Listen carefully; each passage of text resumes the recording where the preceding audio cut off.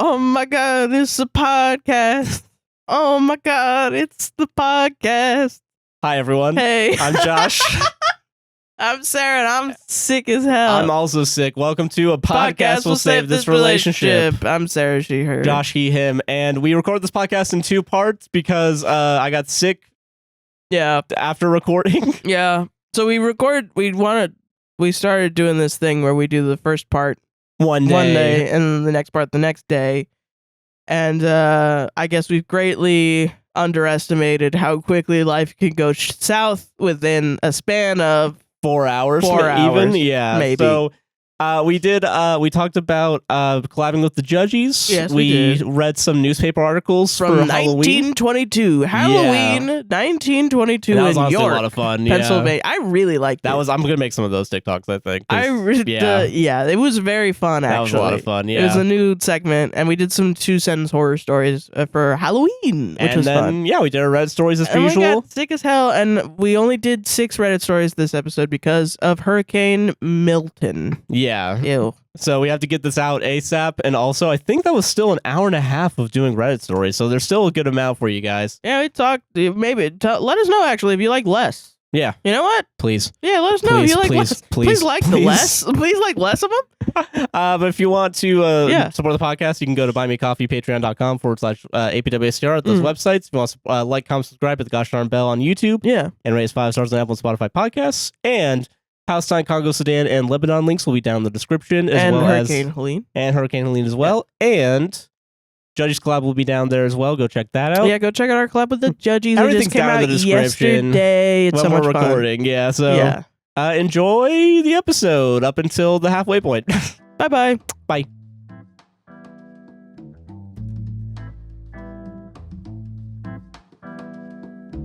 How you doing, Sarah? I'm jumping right into it. See, I'm not delaying. I'm 27. You're 27. Happy belated birthday to Sarah. Oh my gosh, hi. We did not say that your birthday was last. We just totally forgot. 2 weeks ago now, yeah. Whatever. Right? Yeah, at some point, yeah. Time is an illusion. Yeah. Who cares? So yeah, make sure you wish Sarah a happy belated birthday. How are you feeling about 27? I think what they don't tell you about aging up, I've never been scared to get older. Yeah. I've only been scared to lose my youth. That's fair. Like, you know what I mean? Lose like curiosity and like. Yeah, you know, it feels good to be young. No, yeah, for sure. You wake up and I mean, a lot of my youth was not this, but sometimes, you'd wake up and you'd be like, wow, yay! Yeah. And the fear of that going away and everything becoming the same is very, like, a big thing. But what they don't tell you about getting older is you just stop dealing with bullshit. Yeah, right. So and it feels really good all of a sudden. So, like, I feel very secure in myself, weirdly. Yeah. Like, I don't know. I guess I'm, like, this past month of crap... of some of the crazy shit possible happening to us. Yeah. As I just kind of made me realize that, like, everything I've been through matters. And, like, I have experience. You know what I mean? That's fair. I get that. Like, I saw a tweet by somebody that I think about a lot, and they were like, or I think it was a TikTok, where it was a lady that she was like, I'm going to hold your hand when I say this, or whatever, the whole, the way that we dunk on people now to each other. No, yeah. But she was like, I'm going to hold your hand when I say this. When you're 19, you can't possibly be wise because you don't have experience. And I'm like, I think you could say that, you could safely generalize that because it's probably like 70% of 19-year-olds. Yeah, no, I get what you mean. And I get it, man, but like... I mean, you still have shit happen to you as... Sometimes shit happens to people when they're young, and I don't know. Like, I get it. I know I'm like, okay, does not match up with my personal experience, and I'm going to bitch about it on my podcast, but like, you know what I mean? It's like, I get what she's saying, and yeah, I get it. Yeah. Like, you are 19, and I will say, even when I was 19 and going through shit that other people still haven't gone through, I still was very naive about it. No, yeah. But I am grateful that I did go through that, weirdly. Well, I mean, now you know about it, I guess, right? Like, that's kind of the silver lining of anything you do, is at least you know. Yeah, it's like life is shitty because it starts out at however much hardness it is. Yeah. And then it just gets harder. Yeah. Which sounds bad, but you get the experience to deal with it. And you get more freedom to deal with the hardness as you get older, yeah. And I'm just kind of learning, like, you know what? I like myself. Yeah, that's good. Yay. You know, like the anxiety kind of goes away of youth, where you're like, am I good enough? I don't know. I don't know. And I'm like, no, yeah, I'm fine. I'm fine. I get that. That's I don't need to be perfect for me to like myself, you know? Yeah. Yeah. That's good. I'm really happy for you. Yeah, man. it's nice. Looking down at us 25-year-olds fucking... Well, I mean, I see what I went through at 25. I see that you're going through it now, and I have sympathy. No, I appreciate that. And that's kind of the good... I don't understand people that get old, and then they look at young people, and they're like, I've been there. You just wait. Because it's like, I am like, oh, God, I was there, and do you need help? Yeah, right, yeah. Like, I don't get No, see, because I suffered through it, you get to suffer through it too, yeah. And like, I wish somebody helped me. Shit. No, yeah. You know what I mean? Which I know it's the same feeling, but I don't know why it manifests as, fuck you, youngin'. Yeah. I mean, people don't know anything. Yeah, like. I truly think the difference between that and being like, oh my God, let me help you, is liking yourself. Yeah, okay. One person wants to be young and one person is like, no, I like this. I'm glad I wasn't there. You could not pay me to be 19 again. That shit sucked ass. Yeah, I'm not gonna chase whatever the dragon is that is youth. Yeah, I don't need a dragon. Yeah. Did you see that community post today on the community No, TikTok? I didn't. It was the conversation between Frankie and Annie where they're talking about how to train your dragon. Oh, yeah, like how you name your dragon. Yeah, because she was starting to think about Jeff. Yeah, I remember that. It's the you know, and it's like, if I train my dragon, do I at least get to give it a better name? And then Frankie's like, I think you get a second dragon called yourself, and then you'd be Jeff Winger. And then Annie is like, yeah, huh. What other names do you want? Yeah, like I remember that. Let's make a list of dragon names. Dude, we saw... and then we need to get you away from Jeff Winger. Yeah, we gotta rewatch Community at some point again. We also, we saw a license, not a license plate, but a license plate holder with Greendale Community College. Yeah. And that was nice to see that in the wild. You know, the biggest difference, I think, when I was younger and now, is I used to think taking photos of food and putting it on Instagram was dumb and stupid. And I used to think getting a bunch of merchandise from like IP that you like was dumb and stupid. And I used to think like you know, be stylish. Why just take IP? Like, this is so chintzy or something. Like, this is so stupid and, you know, whatever. And I've now grown to a point where I'm like, fuck it. That shit's awesome. No, I get it. Become Facebook Ant. Become food blogger, Instagram. I get it to an extent, I think. I think the only thing... Fun. Yeah, have fun. What the fuck? Nothing's fun. You have to make your own fun. No, yeah. Go have fun. Who cares? No, I feel that. Why was I so obsessed with being serious?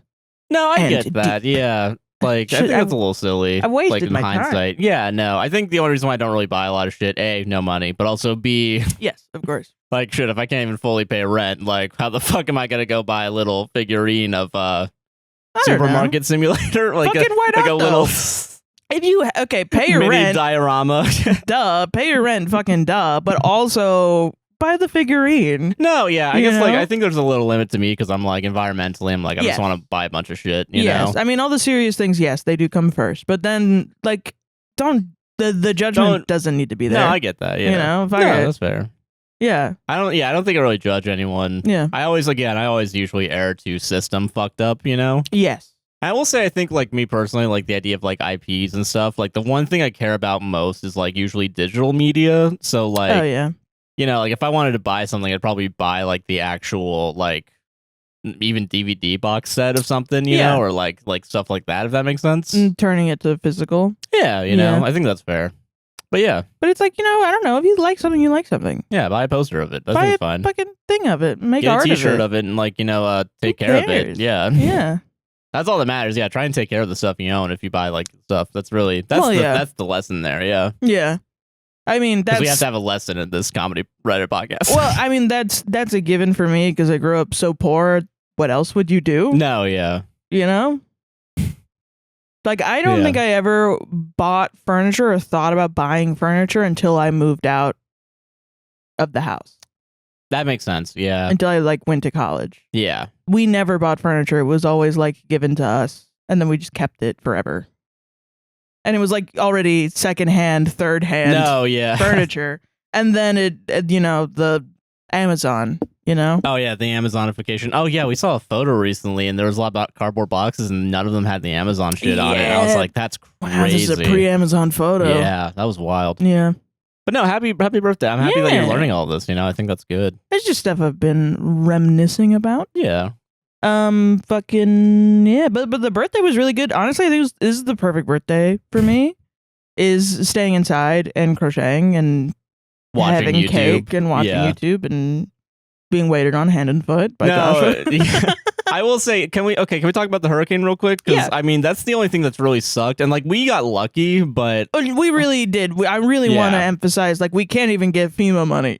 No, like, for sure we can't. not, We're not even in the. It hit us for like 20 maybe minutes, 12 hours tops. Yeah, I think genuinely, it was outside of our house for like 12 hours, but we didn't even lose power really. Yeah, it was flickering, which is the only thing that was like, oh, it's happening again. Oh, oops. Fuck. Yeah. It was literally like we were on the phone with friends and I was like, oh, by the way, I might drop out because we're in a hurricane right now. And they were like, what? And I'm like, yeah, it's fine though. It'll be okay. No, yeah. And then it ruined the South. Yeah, literally everywhere above us got fucked. And I want to send my heart and condolences to people that are going through it. And and everyone, you should be like, it's a humanitarian issue. Yeah, and we're going to talk about them in a second, but I want to shout out the Judgies because they donated, I think, $250 to like a Who knew they were so aid. cool? No, we did the entire time. Yeah. Who knew these fuckers were so nice? We can finally like really dunk on them because we're friends now. Yeah, we're friends now because we put a gun up to them, right? Yes, and we said we're friends now. We forced ourselves. We genuinely forced ourselves into the Judgies live. And I think that's really funny. That is, yeah. We genuinely really just bullied them into liking us. Like, we did that. We did it, Reddit. We did it, Reddit. But no, I love them. They're so sweet. Yeah, I love them so I do much. hope everyone, real quick, I hope everyone's doing okay during the hurricane. And yes. yeah, there's plenty. I'll put some links down in the description for mutual aid. Yes, we should. Charities and stuff. Yeah. Also, there's another hurricane coming, and it's actually going to hit us this time. Woo! And I think people are already saying it's going to be a Cat 2.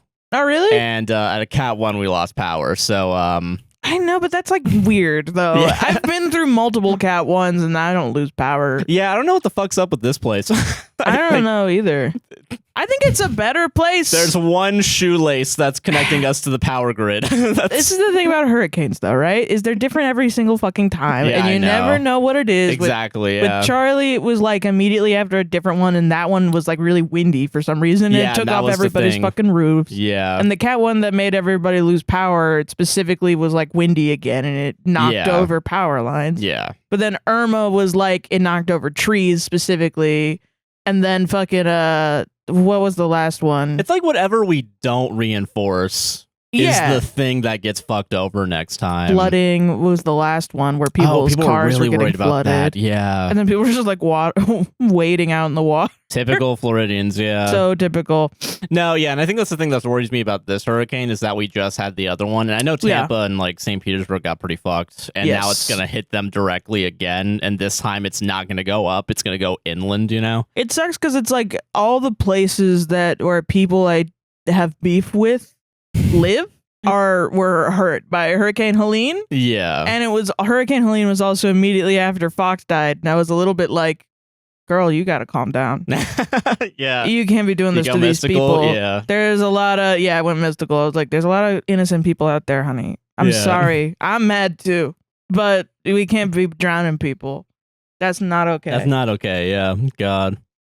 Yeah, what a shitty month. Yeah. And also, this month doesn't seem like it's going off to a great start with that other hurricane, so... well, I mean, the thing that's reality, let's get the mystical away from this, September is the month of hurricanes. Yeah, and October too, yeah. And like, this is the last month, I think. Because I don't think it goes into November, really. I remember there was a hurricane in December. Fuck. Like 2 years ago. But, like, it's also, like, climate change. Yeah, they're literally get worse all the time. every month, all the time. Yeah.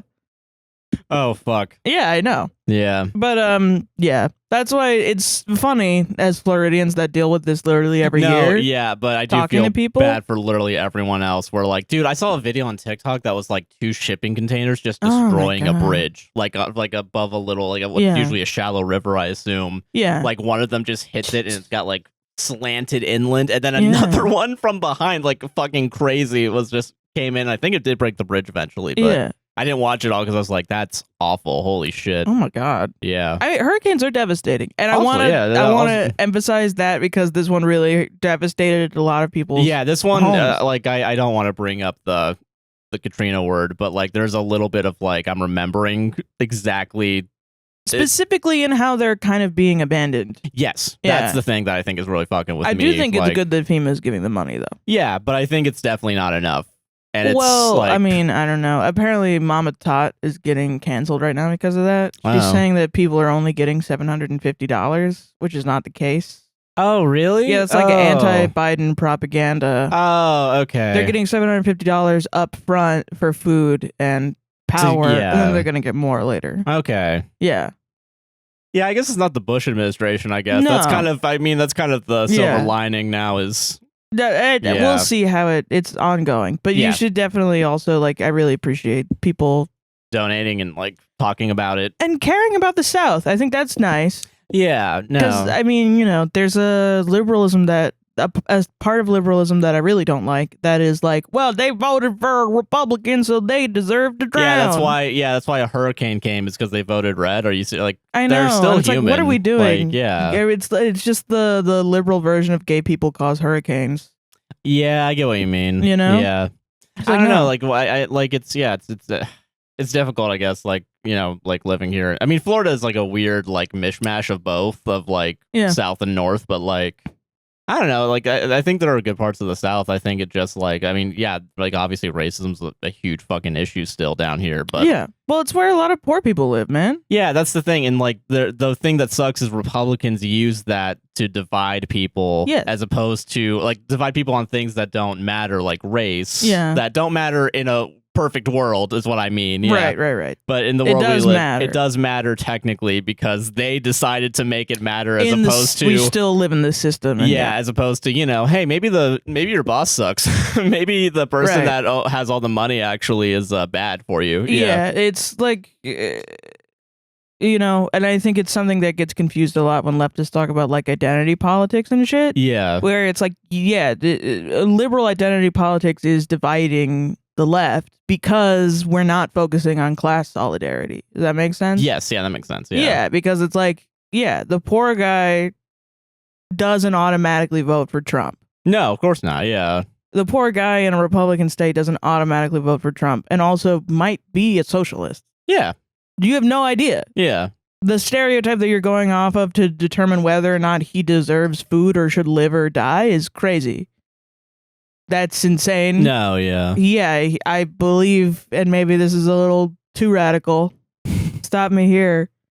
I don't think anyone's home should be flooded by a hurricane and left to die. Yeah, no, I agree with that 100%, actually, yeah. And I actually think they deserve food and shelter. Okay, well, calm down now. And water and clothing and necessities. Like, what the fuck? I don't know, but that's a hot button issue, I guess. Apparently, yeah. Anyway, let's get away from the politics. Fuck that. Yeah, but no, I hope everyone's doing okay. Yeah. And my condolences if you're out there getting fucked over by this hurricane, or if you have family. We know a lot of people that have family that... Yeah, for sure. Yeah. God. Yeah. But yeah. That was the hurricane. That was my birthday. And then we did a collab with the Judges. Yeah, also during the hurricane, I think. Yes. Like right before it, I think. It was like the day before. We were like, oh shit. But they were very kind. And they were really kind. They were really understanding. Like, hey, I'm monitoring this right now, but there's a chance we'll get hit tomorrow. And then the hurricane slowed down and went up. And I was like, just kidding, guys. We're safe. Probably. Yeah, we're good. Probably. We'll be fine. But yeah. No, it was fun. It was actually, it was really good. That was a really great time. Yeah, honestly, I what is it? Fucking, I didn't realize we'd be doing the bonus episode too. Like, yeah. That was a lot of fun too as well. I mean, I just love talking to him, honestly. Yeah, no, it's interesting talking. They're one thing doing comedy. Yeah, they're really doing comedy a lot. Yeah, I was tired. I was like, after that, I was like, Oh my god, I'm exhausted. I worked my comedy muscle out like a little bit, a lot. Yeah, they really pushed us, I think. They really did. Yeah, they. I really enjoy. It was like we have comedy friends now, which is so nice. It feels nice, yeah. And I think just having creator friends a little bit now, or at least even like if they don't see us as friends, like acquaintances, even No, like, we're best friends now. We're best friends now. Yeah, I'm claiming it. You're claiming it now. APWSTR and the Judges are best friend. I love that we get to openly talk shit about them now. I love it. Yeah, I'm just gonna. Can we talk about my favorite bit that they did? Oh yeah, the circle jerge that they did. There's TM circle jerge. TM circle jerge. Yeah, I love it so much actually, because now I'm like, I have to say the Judges because they used some sort of like scraper tool or something that went and like searched for every time we said the Judges on our show. Yeah. So they would take an audio clip and play it and then confront us about scraper, you mean the tags? Because I've been always using the Judges underneath the YouTube tags. You just tag the Judges every episode. Yeah, I've tagged every Reddit podcast to try and leech off as many of their followers as possible. Yeah, I'm crying. Because 2 hot takes, OKOP, yeah, rest in peace. RIP, OKOP. Yeah. They're now okay story time, that's what we mean. That's what no, they're dead. Okay, well. And they revived themselves. But no, it's really awesome. They're really cool. No, yeah, it was nice. And it was also nice talking to them about like, business stuff and like behind the scenes stuff. Like, I hope it's probably going to get cut because I know they probably don't talk about it that much on the, I don't know if they talk about it that much on the show.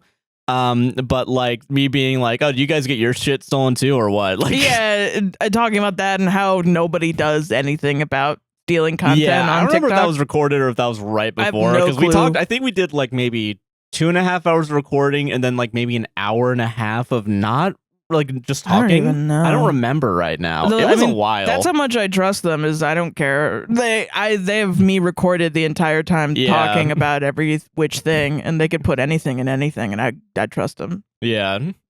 I do want to apologize to Josh though, because I did stop my recording halfway through, thinking we were done with the regular show, but the recording software was still going, so I had to give him 2 separate files for my audio. Yeah, oops, that's so silly. But also, I'm not editing it, so fuck it, right? Yeah, exactly. That is the best part. Is being it's like, oh, I don't have to worry about this week. Oh, you got to do this now. Oh, thank God. Yeah. No, it was really nice though. Yeah. Fucking. I hope I didn't curse too much. That's another thing that I kind of worried about. Well, was like, they said that they're fine with it. Yeah, I think we get really lucky with not getting dinged by like monetization on YouTube specifically because the bots don't scrape past the 2-hour mark, which is so crazy. Which is really funny, and I can tell that because the auto monetization feature that they want to force down my throat every time I upload a video, right? It stops right at 1:59:59 is the last ad, and then there's like awesome. 3 hours of extra content, and it's like, oh, great! At least I know that now. So we should just reverse South Park it and like be super good in the first half and then go off the walls. We should go beyond that. There should just be 2 hours of blank video in the first 2 hours, and then we can say whatever we want, and then we can just be like, guys, just skip to the 2-hour mark. You know what's up. Do you think someone's gonna do that now? Because I said it. God damn it. That's actually gonna ruin the website now. Fuck me. God damn it. I mean, YouTube did it. You didn't do it. Don't overly make yourself accountable for something you didn't do. What are you talking about? The website that can't even handle bots. Doing bad shit. Yeah. No, it was a lot of fun. Add us in the comments if you see somebody post a comment that's like 5 names or whatever, or something ridiculously offensive. Because the most annoying part now of that specifically, and we've lost the plot of whatever this episode is, but I have a plot. We'll get back to it. We'll get to it. Yeah. But the worst part about that is that I get the emails now that have the bots with the 5 different names, and then I go to YouTube Studio, and then YouTube Studio's like, no, that's not there. I caught it. Why are you looking here, idiot? Like, you emailed me, motherfucker. Yeah. I thought there would be spam here. That's really funny. Because I can't fucking tell and it knows from your garbage website. It knows enough to notify you of the spam comment, but not enough to notice that it's a spam comment? Yeah, so that's funny as fuck. And yeah, that's so...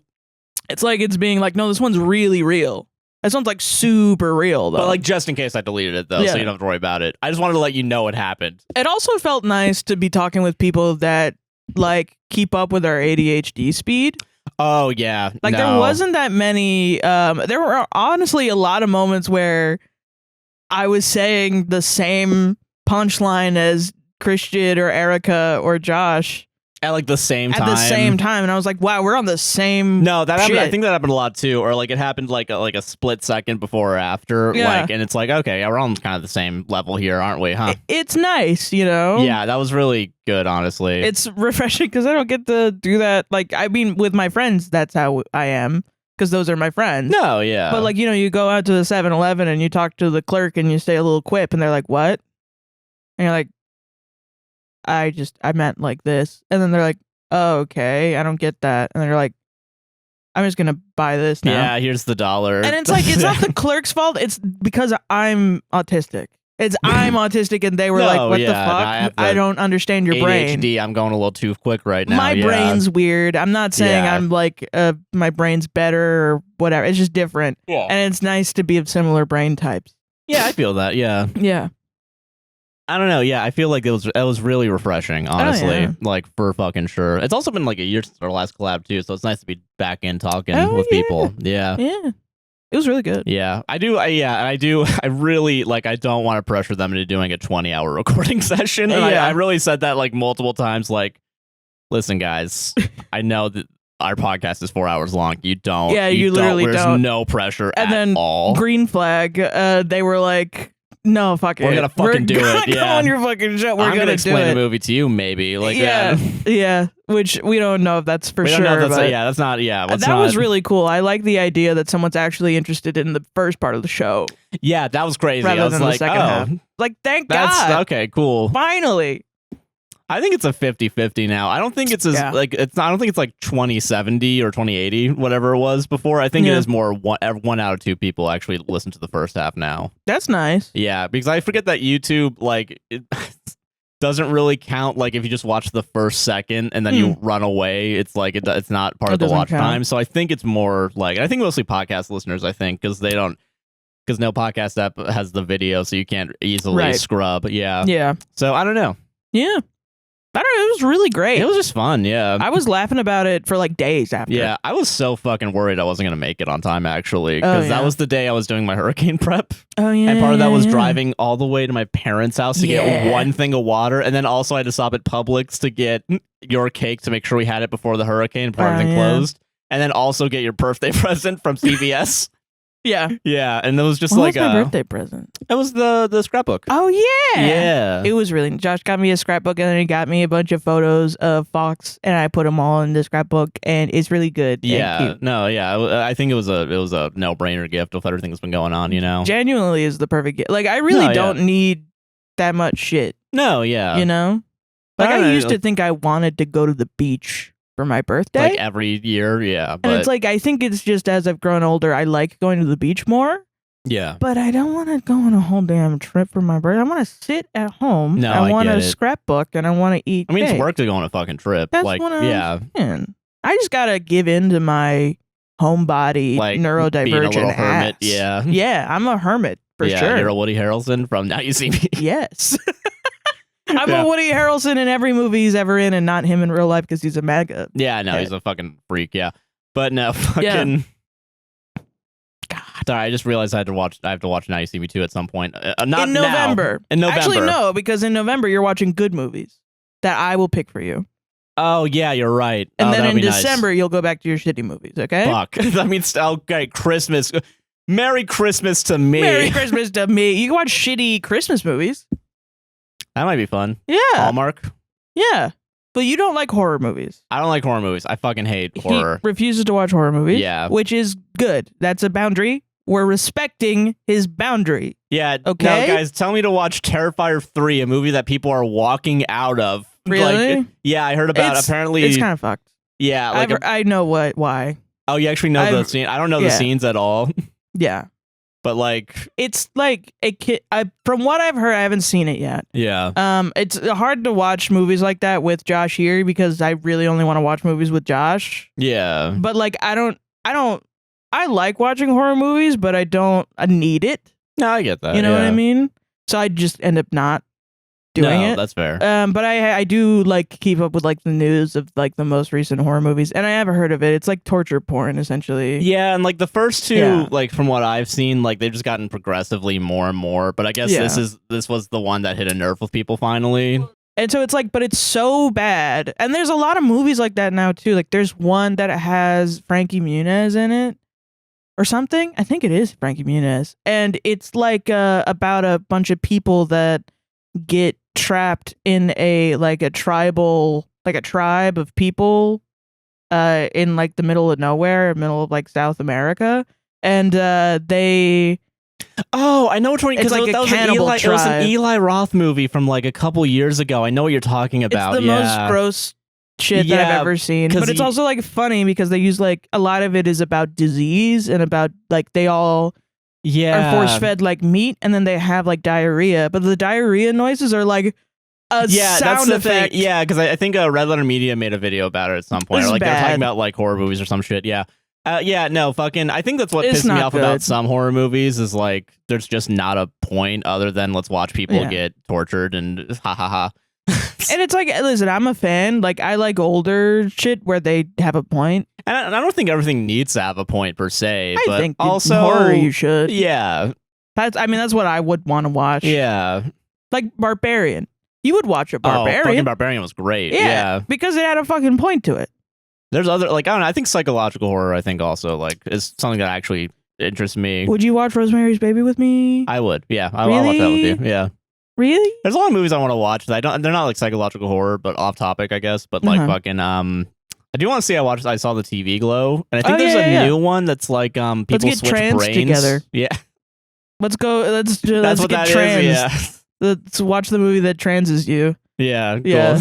I'm joking, it turns the frogs gay, too, it turns the frogs gay. And we're the frogs. And gay equals trans. Equals trans. Yeah, I got it. Okay, cool. Sweet. And Onika equals burgers. All right.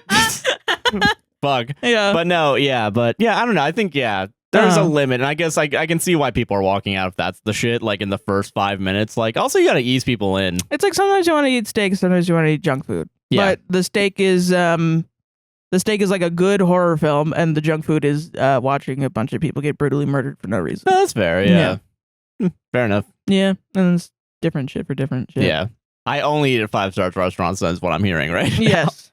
Well, it would be like if every time you ate junk food, it made you crap. It made you have diarrhea. Yeah. Like every time you go to Wendy's, you get a pretzel burger, and it makes you have diarrhea for like 3 days. And it's like you could eat anything else at the Wendy's and it wouldn't make you have diarrhea, but you choose the pretzel bun. Yeah, it tastes fucking good. I don't know. I know. That's exactly what it's like. I get it. Yeah. I get it. Yeah. Okay, anyway. But speaking of horror, because I'm not watching movies. Season. It's spooky season. Spooky. Son. Spooky season. It's so spooky. It is spooky, yeah. Yeah.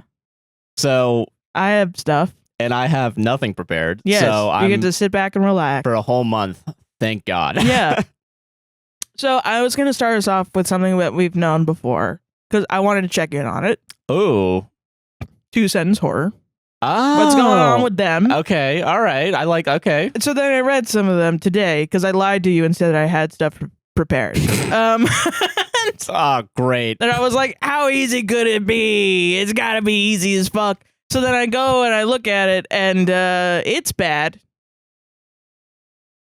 And I don't even know if it's bad in a funny way. Okay. It might just be bad in a bad way. Yeah, no, that's fair. Like, there's only so much you can polish a turd. Yeah. I have a 1-2 punch. Okay. I have another thing afterwards. Is the punch that I have to, like, mansplain the first 4 parts of No Country for Old Men from memory right now? No. The book I'm reading, right? That we're reading for book club? Yeah. But no, you don't have to. The 1-2 punch is something that we've not done before. Oh, okay. That I'm actually so excited. Okay. But we're not going to get there yet. We're going to start with the 2-sentence horror. And we're going to see how they are. We're going to do like 3 or 4 of them. Maybe something's happened in the 20 minutes since looking at them. Yeah. Okay. Do you think any of them going to have fucking SIDS involved or no? Do you think that's going to... Yeah, I'm not doing that. I remember, listen, I just almost went back to that, and then I was like, no, fuck that. Yeah. I've progressively, ever since last year, we read a Wattpad horror anthology. During October, right? Yeah, of short stories. That stuck with me for a year. I mean, it sucked. Yeah, it was really bad. There was one short story where it said, like, they were an angel of death or something, and you might think that they're shitty and terrible for killing babies or something. But the babies grew up to be serial killers, and then the big twist at the end was that the angel of death's name was SIDS. So fucked up, implying that every child that dies of SIDS would have grown up to be a murderer. So be grateful, parents. Yeah, that your kid fucking died. Fuck you. Also, I have skin in the game now that I'm an uncle. So yeah, also that really we just saw our fucking our niece, our daughter. Yeah, our new niece. Yeah, and she's so perfect and beautiful and amazing. I started thinking about that again. I was like, I'm gonna fucking find that guy. Yeah. Like that's crazy. Over the past year, we've had a masterclass in like learning to love children. Yeah. And growing up and becoming mature and actually being like, you know what? Maybe kids are good. Chits? I don't know. And then being like, fuck that guy that wrote that SIDS thing. Yeah, fuck like you. slowly more and more. Piece of garbage. Yeah. So I'm not reading from there anymore. Okay, because who knows what else is in there. Yeah. And I don't have the capacity to read it. Alzheimer's is good, actually, because old people would murder. They forgot to murder. 2-sentence horror, though. Let's do some 2-sentence horror. Maybe it'll be good. Maybe it'll be good since you've last looked at it. Yeah. Nope. I plan to tell my husband I was pregnant tomorrow. I plan to tell my husband I was pregnant tomorrow. We're off to a bad start. Okay. Given what we just said, Go back to class. Learn. That's the problem tense. here. Yeah. That's the real. Yeah, we're a book publisher and we're trying to figure out whether or not. I'm sorry, when I'm reading a sentence, I want the tenses to make sense. Fucking shoot me. I thought this was goddamn America and I could have a fucking opinion about the sentences I read. All right? Okay, Jesus. all right. I planned to tell my husband I was pregnant tomorrow.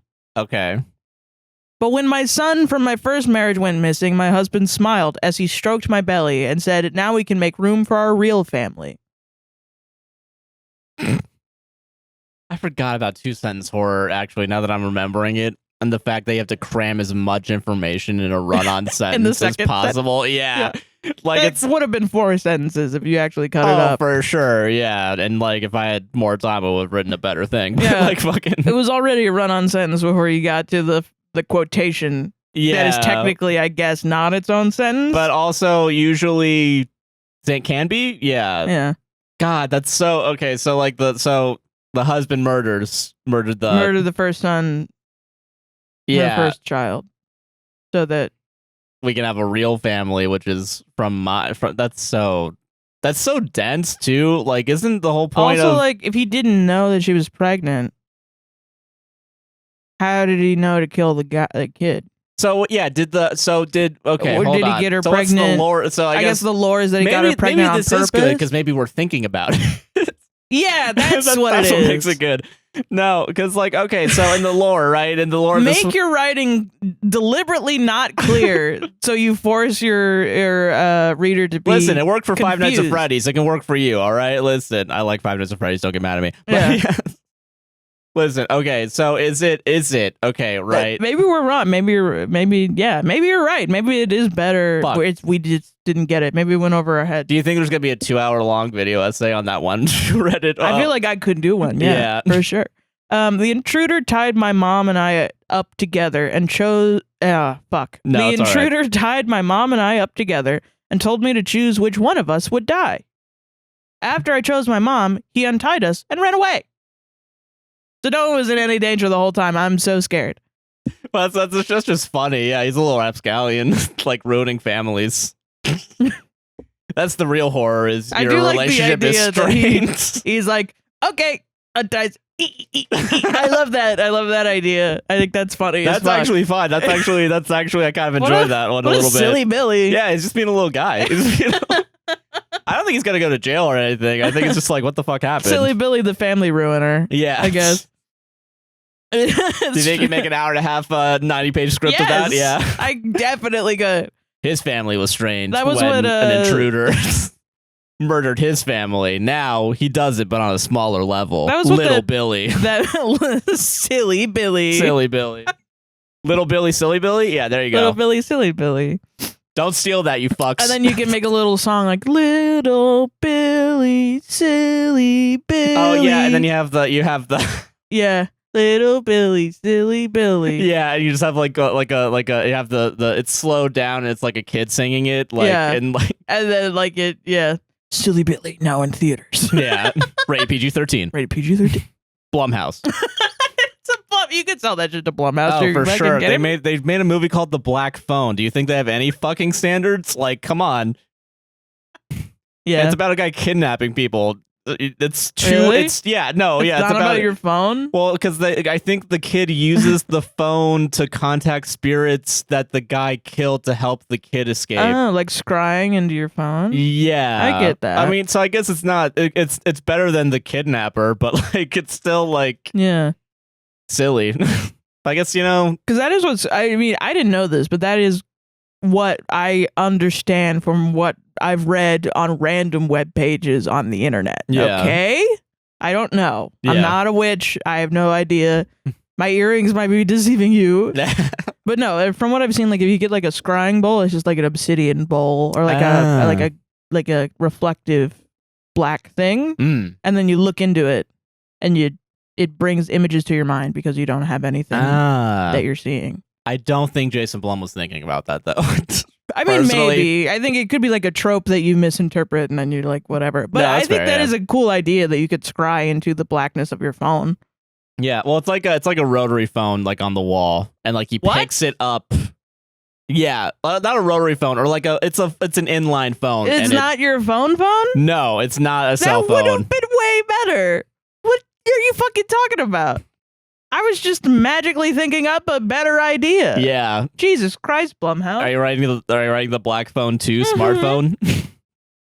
No, that's a bad title. I would call it something better. The smartphone. There you go. The scrying phone. The social network. Yeah, that's the scrying phone. There you go. Yeah. Don't steal that one, you fucks. Okay, it's true what they say. You really don't know what you got till it's gone. They paved paradise and put up a parking lot. Dude, oh my God. Dude, that would have been awesome. That would have been great. That would be like the most number one. My wife. My wife. Borat voice. These are great. We should do these more often. I like these. Okay, all right. Okay, but okay. So it's okay. They paved. It's like you don't always. Is it literally the line too? Like, is it? No. You don't always know. Wait. Oh fuck. How does it go? I don't think about counting crows in my day-to-day life. That's so not counting crows. Is it not counting crows? Pave the that's and put like Tony Mitchell. Hold up. Well, no, they did a cover then because that's Paradise. I know the cover then because Big Yellow Taxi. Big Yellow Taxi. Joni Mitchell. Yeah. But you scroll down 2 more, it's gonna be actually Counting Crows comes up first, but it is Joni Mitchell's song. Yeah. So we just is it? Wait a minute. Who did it first? Did what? I'm assuming Joni Mitchell would have done it first. This actually is part of information because Joni Mitchell did it first. Okay. Sorry. I watched Shrek 2 as a kid, and I got Counting Crows in my band repertoire. Yeah. So I just assume anyone from the 1970s did the original, and then fucking what's his face covered 9 Inch Nails. What's his face? I literally talked about him yesterday. Fuck. Johnny Cash literally covered 9 Inch Nails. Yeah. Huh. With Hurt, I think. And that threw me for a damn loop. And I was like, I forget that sometimes they're alive still to now, and they're still doing things. Or even alive like within the past 10 years. Yeah. And so it's like, fucking shit. All right, anyway. Sure what they say. You really don't know what she got till it's gone. If I'd had known her family were so rich, I'd have put a ransom on her head before I put a bullet in it. Pave paradise, put up a parking lot. Killed a ransom. I'll read it normal. Okay, yeah, okay, no. So, okay, yeah. It's true what they say. You really don't know what you got till it's gone. If I'd have known her family were so rich, I'd have put a ransom on her head before I put a bullet in it. I'm crazy. The narrator's unreliable in 2 Sentence Horror Story. Yeah. What a new idea. really breaking new ground on this. Yeah. I would. I mean, what else do you do with Two Sentence Horror Story? I don't know. I don't know. What was the start? Do we know the lore of Two Sentence Horror? Like what got it started? I think it's just like a writing exercise of how to do a twist. You know, is it because I know the most famous one is the I heard a voice downstairs, I live alone. Like that was. Oh, really? I think that's something like that. I mean, think that's what kind of started. Yeah. And then we've all just been again straying farther and farther away from the light of, straying farther and farther away from the light of God. Yeah. My favorite one. Which one's your favorite? I guess that one. Really? That's the only one I remember. Mine is like the creature, the one where it's like, hey, can I have a milkshake? Yeah, sure. Let me go back and milk the creature. That's a good one. That's my favorite. Yeah. And then that one guy kept making different ones about the creature. Dude, that's some and creature it's all lore? about milking the creature. And it's my favorite thing. It was my favorite series of Two Sentence Horrors. That's awesome, all actually. That's creature. Good. I like that. Yeah. I feel like, if you're going to do Two Sentence Horror, there needs to be like a casualness of it. But like... Okay. Yeah. I was suspicious that my wife was cheating on me, so I went into her purse to try and get a hold of her phone. Her phone wasn't in there, but I did find a pistol and a suicide note that was signed by me. Top comment, that was chilling and unexpected. Good one. Chilling and unsuspected. This is dumb. Okay. Yeah. Have you ever fucked mother and daughter together? He asked me. Have you ever fucked mother and daughter together? He asked me. No, I replied. Dig up 2 coffins is very risky. Ayo. It probably. Are you guys trying to like? You guys seem like you're doing more setup punchline than anything else. I guess that's the problem with Two Sentence Horror is that it eventually devolves into joke writing, right? Okay. Because like I don't know, I think people have talked about like the parallels between comedy and horror, where like it's more about timing. like it's timing and it's also like the unexpected, you know, like and like it's and like misdirection and shit like that. But like that's what makes it hard, I guess, with 2 sentences is that some jokes and arguably most jokes are 2 sentences where it's the question answer set up punchline, you know? Yeah. So I think that's what makes it difficult. And I maybe have said this also like in the last year. I think so. That's usually the That's where we go. That's where it devolves into. And at that point, it's like we gotta jump out the plane and parachute. That's what I like about horror movies, though, is the timing of it. And usually, sometimes it is the like the silliness of it. Sometimes I find it quite silly. No, I really liked what is it, Hereditary? Like that whole scene at the end where it's like you just see the fucking mom in the corner the whole time. Yeah. And like the kid just doesn't know. It was so good. I thought you meant when she was cutting off her head. Yeah, that was also good. No, I mean that whole end sequence is great. But I just meant because it cuts to her cutting off her head with the string. Yeah. And then she's like, but I swear to God, the sound is like ee. Yeah, I was like, it's just kind of cute a little bit. Yeah, I don't know. I think I'm just fucked up. Maybe. So every time I try, I'm like, oh, it's funny, and people are like, why? I'm literally scared shitless. How many times have you said not only on this podcast but in real life that you think Anton Chigurh is funny? Okay. I literally pitched this as like part of my 5-minute. My tight 5 to my friend over the phone. Yeah. And I was like, do you know Anton Chigurh? And he was like, no, I've never seen No Country for Old Men. And I was like, okay, well. Did you hang up the phone immediately? He's like literally, like, fuck you, we're never talking ever again. No, I was like, he's literally like in the movie supposed to be this guy that just kind of indiscriminately kills and doesn't care about humanity and shit. And he's essentially like, the main character steals a bunch of money from him, quote unquote, from like a drug deal, and he's the one that's gonna go get it, and he uses like a air powered like cattle euthanizer thing that has like a hammer on it that like comes out, and he just is sort of ritualistically like killing these people, not even ritualistically, like indiscriminately killing people by putting it up to their head and then like whatever. And the sort of his whole thing is that he doesn't.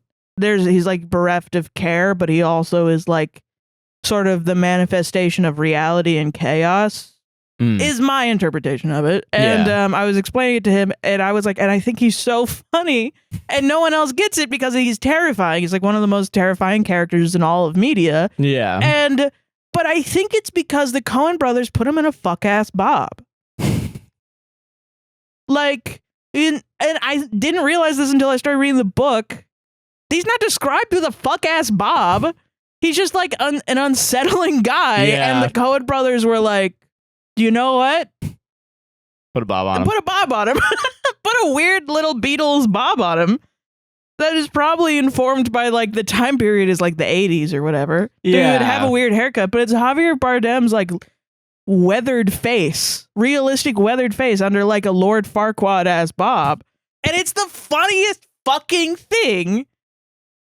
And it is terrifying. I am terrified when I watch it, but it's so funny to think like put him in a silly outfit. You know what I mean? No, I get that. Yeah, I understand that. And that's I think where I find humor in horror movies. Yeah. You can't deny that shit is funny. It's a little funny. Yeah. The idea to put the scariest man ever in a tiny little hat is hilarious. It is funny, yeah.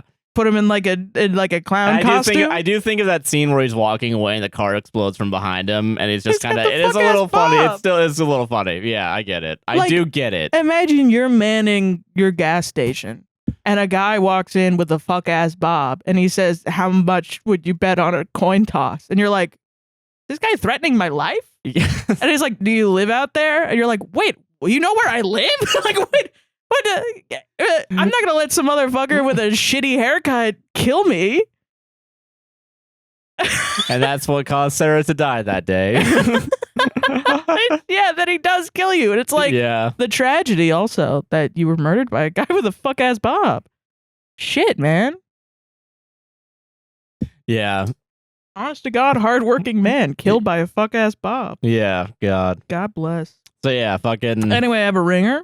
Oh, you have a ringer. Okay, so you have a little. Okay, so this is a 1-2 punch is what you describe this as. So what the fuck is this? Okay, I have a subscription to newspapers.com. Okay. Newspapers, copyright infringement, right? I was thinking because I was like, do I go back to Wattpad? And I was looking at a lot of the shit, and it was like all rights reserved. And I was like, you know what? I don't want to step on anybody's toes. Copyright infringement. No, yeah. So I was like, what are some horror stories in the public domain? So then I look up horror stories in the public domain. And it's like Edgar Allan Poe, Hitchcock, whatever. I'm like, yeah, but those are real, and that's not funny because people like it's like real, like it's like real shit. Yeah. Like I'm not gonna sit here and read the yellow wallpaper to you guys. That's sad and real. No, and it's you know, you should read it on your own time. This is a comedy podcast. Yeah. So I was like, well, I need to figure out the horror stories that regular ass people were writing pre-copyright for my podcast. And then I was like, oh, hold on. I can wait a minute. So I can go to newspapers.com and type in the year 1922, October 31st, 1922. And use like key phrases like horror, scary, Halloween. Okay, all right. And so I found a page from the Gazette and Daily, York, Pennsylvania, Tuesday morning, October 31st, 1922. Okay. And that describes the goings-on of Halloween Day. Okay. And the various parties that have happened in York, Pennsylvania in 1922. Okay, all right. On October 31st, Tuesday. All right. Interesting. I think this will be really, at the very least, it'll be archival. Yeah, no, that's fair, yeah. And at the most, it's the exact type of weird, boring shit that you would tune into a podcast to listen to. Yeah, exactly. You know what I mean? Like a true crime podcast or like a true newspaper podcast. Dude, I would do a true newspaper podcast. Are you fucking kidding me? Don't steal that, you fucks. Every year, reading every newspaper that the new, like, you know, next year will be 1923. Yeah, like what was going on back then. Yeah, reading every single bit of news from every day. Yeah. Because it's every newspaper in America. Yeah, you can. It's like so much content.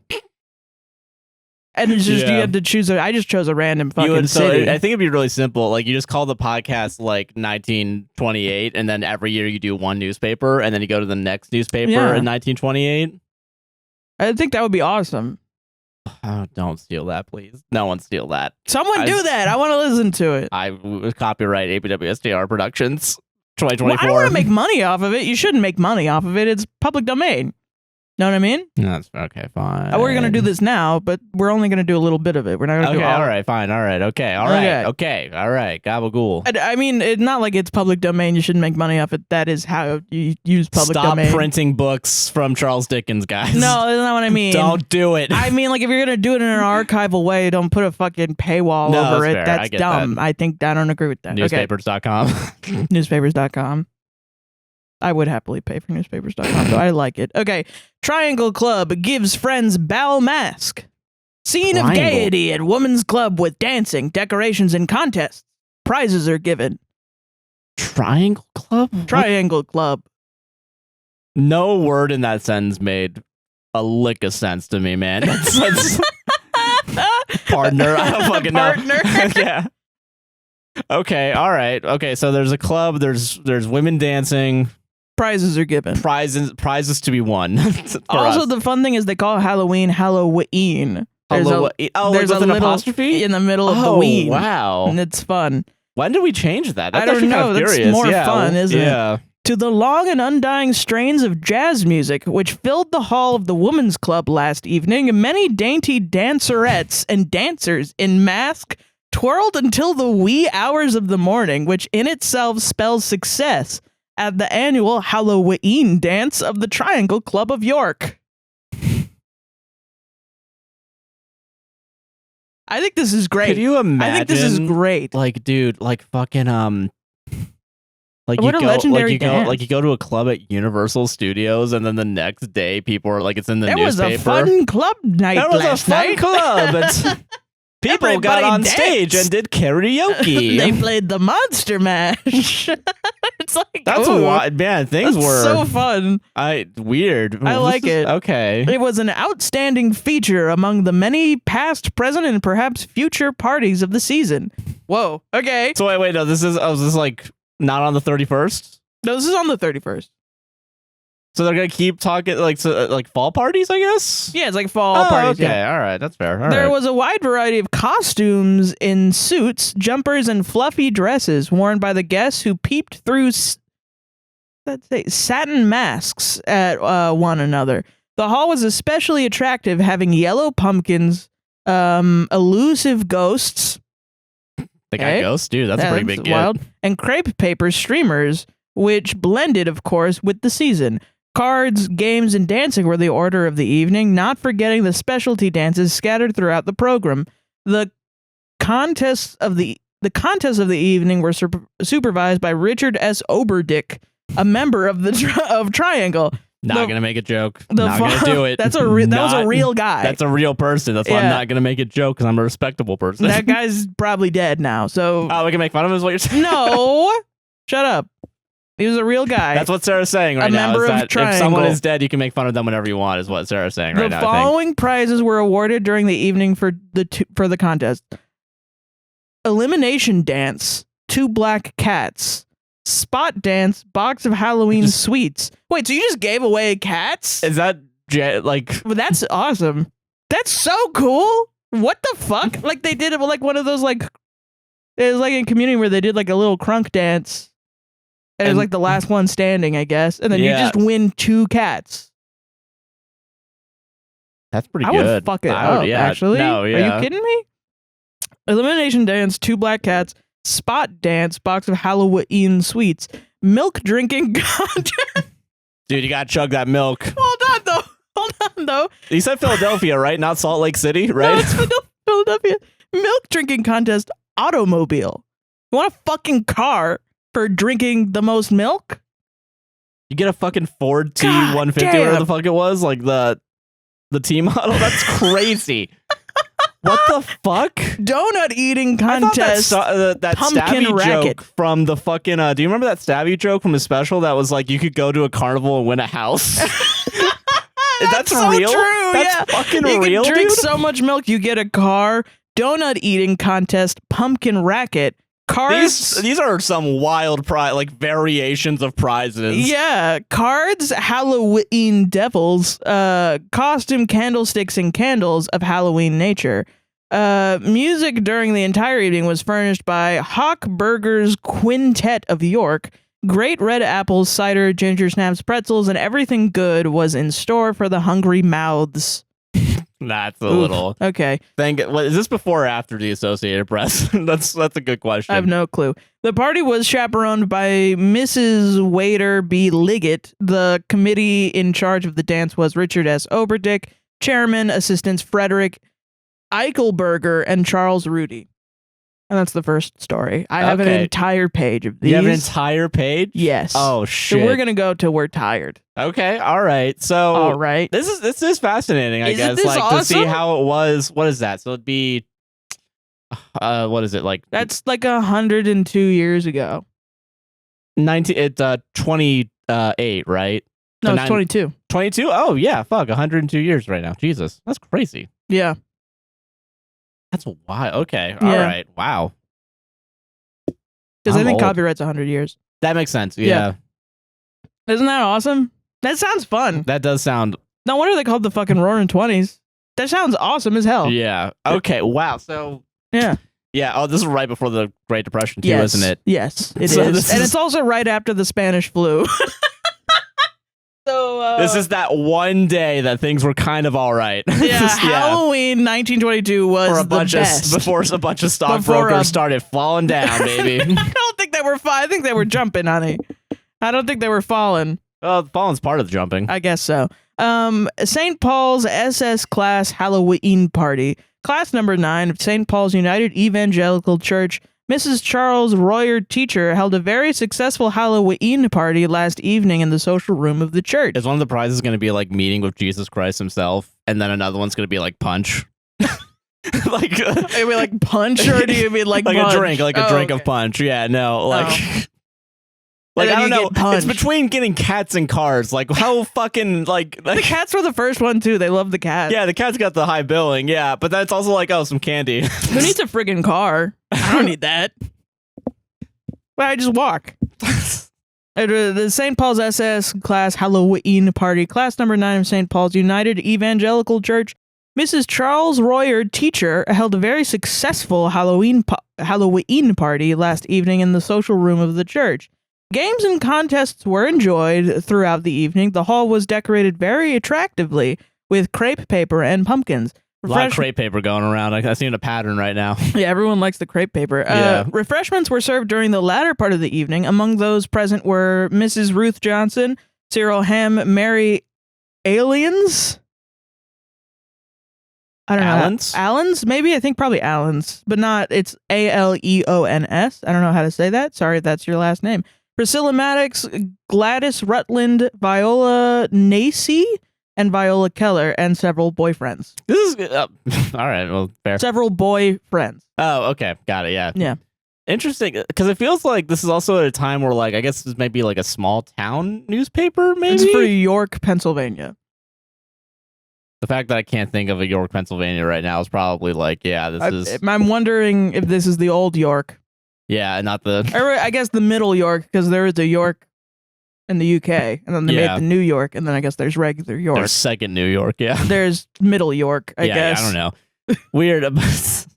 But no, yeah, so like I'm assuming this is like, I guess, this is interesting, because like I guess at the time during journalism was just like what's going on in the town, but like I guess like, who's gonna be there? Town small enough is like, you know, you gotta say people's names, and then like you get the paper, it's like, oh honey, did you hear about what Miss Jefferson's doing at the church? And it's like, it's probably people that are big statuses in their communities. Probably, that's probably fair. Yeah, because it's like church people and people on committees. Yeah, that's fair. That makes sense. Yeah. Which is like, then you can start to understand maybe why the social structure is like a big deal. Like your reputation at the time is a big deal, because like they're gonna fucking write about you in the newspaper if you get on a Meanwhile, it's like board. There's like you can flip a coin and like it's weighted, so there's a good chance you can get away with a little bit more. Yeah, we turn that into check yourself in on Foursquare, so teens from not America can steal your IP address and stalk you. Mrs. B. Smith of Vineland, New Jersey, returned home after spending several weeks in New York as the guest of Mr. and Mrs. D.F. Peters. And then it's like their fucking address. What? I guess bleep, but I don't know. Can you dox someone from 102 years ago? Where's my phone? I want to Google this real quick. I don't know. know. I'm gonna bleep it just to be safe. Can I read it real quick? I'm gonna put it in maps real quick. I want to see if it's a real like place still. So just like people's addresses, and it's like they were gone. They went to New York City, and now they're back. Can I see it? Yeah. There's a list of people. Oh yeah, because there's more Okay, I'm not gonna look it's at it. It's everybody's addresses. Yeah, that's weird. Like their full ass like home addresses. Wow. People were really... I can't wait till we get boomers in the comments. They're like, wait till they learn about the yellow pages. Yeah, I know about the yellow. I'm 27. I'm not 2 years old. Yeah. Amazingly. I knew about that, and I had it delivered to my fucking house. My doorstep every year, Do you think you're the only person who ever lived or something? Like, Jesus Christ. Listen. I just think it's funny to print someone's whole address. I think the whole address is fucking crazy. Even numbers, I think, nowadays, like, yeah, silly. It's still pretty wild, yeah. It's funny to think how, like, you know, you would read somebody's address and you'd go to their house. Yeah. Or you'd make, like, a house call because it was polite. Yeah. Like, maybe. I don't know. Jesus. I guess it's different in different places. Yeah, no, it's interesting that this is right before. Yeah. Not right before, but this is, like, before the time of, like, rapid into, like, technology, like increases in technology, I guess. Like, yeah, and also just like distrust of each other, I guess. Yeah, slowly, growing more and more. Yeah. Wild. I know. Why would you ever put someone's home address? That's pretty funny. I don't get it, but I when wonder. When was Associated Press formed? If this is your Google bag, that. and I hope we have some people where this is their bag. You tell us why someone might put their entire home address in the newspaper. Okay. Does he want to get swatted? Guess so. Halloween party for H.D. Blair at his home. A birthday Halloween surprise party was held on Saturday evening in honor of H.D. Blair at his residence, his whole address. The home was decorated with crepe paper, the color scheme being orange and black. Games and dancing were enjoyed throughout the evening. Those present were Mr. and Mrs. Ivan Gortner, Mr. and Mrs. L.B. Smith, Mr. and Mrs. F.L. Blair, Mr. and Mrs. H.D. Blair, Mrs. Margaret Hubley. Oh, no, Mr. Myrna Zimmerman, Dorothy Blair, Charlotte and Lola Blair, Audrey Smith, blah, blah, blah. It's just a bunch of names. All right. Oh, so I looked it up. Associated Press was formed in 1864. I think. Yeah, probably. Yeah. Interesting. Yeah. So I don't think you can do that anymore. Yeah. Wild. Yeah. Huh. It was in 1922, so. Yeah, true. So yeah. I don't know how many revisions, I guess. Yeah. Mrs. H. Shetter gives party to friends. A Halloween masquerade party was held at the home of Mr. and Mrs. Harry Shetter, her whole address, Saturday evening. The house was nicely decorated for the occasion. Mrs. Bernard Hoffman was awarded the prize for the most handsome costume. Refreshments were served. Those present were a bunch of people. We don't have a clock on what the prize was for that, but we know all the other ones. It was a handsome prize. Just money, just like a bunch of money. Yeah. A whole bunch of money. I guess like yeah. $10, which now is equivalent to $1 million. I guess you don't want to say what the prize is when you just listed the address. I guess so. Yeah. I guess if you put someone's home address up there, I guess you don't want to say they won. Here's their address. Yeah. And here's the nearest bank. And here's where to buy a gun. Ski masks over there. Foundrymen have party and supper. 35 members and friends of the York County Foundry Foremen's Association motored to Abbottstown on Sunday evening, where they enjoyed a chicken and waffle dinner at the Altland House. The party left York at 6 o'clock in touring cars, returning home at midnight. The evening was spent in cards and dancing. Ford Symphony Orchestra accompanied the party and furnished the music. Those taking part were Mr. and Mrs. a bunch of people, a lot of people. Members and friends of the True Seekers Club number 7 of Zion Members and friends of the True Seekers Club number 7 of Zion Reformed Sunday School. Enjoyed a chicken and waffle dinner at Abbottstown last Saturday evening. The room and tables were decorated for the Halloween season. Those present were a fuck ton of names. Forest Grove scene at JOG Club party. The JOG Club, composed of a number of young women, entertained a number of friends at a masquerade party on Saturday night at Forest Grove Cottage. Did they list people at the masquerade party? Because that kind of ruined the masquerade party. Point, yeah. Conwego Heights. Or I wonder if that's like a fucking like a 1920s Cinderella story where you're like you fall in love at a masquerade party and you rush to the newspaper the next day to figure out who was there. Dude. Wait, who the fuck was it? Was it Dorothy or was it Cynthia? Going to the Eyes Wide Shut party and like really enjoying one. Last night? Then you get the yellow book open and then you just start. Hey, so like, did I fuck you last night? Were you the C cups or what? Like, were you the? I think they were C cups. I don't know. Hold on a minute.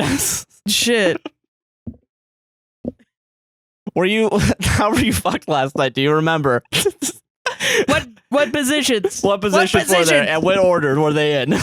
Oh, girl, you nasty. I don't do that. Reverse? No, that wasn't me. That was not me. I don't do that. Hang up immediately. Yeah. Thank you for your kindness and understanding. I'm a missionary only boy. Yeah. I believe in our Christ. The Lord Christ. Yeah, this is the Christian God. Yeah. Yeah. Okay.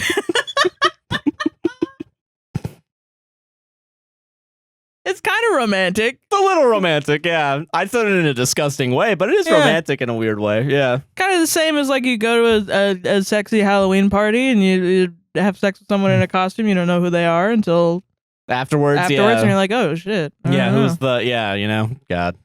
I don't know if that happens because I'm not cool enough to go to a Halloween party. I've never been to a party, yeah. You might be surprised to hear that, yeah. Yeah.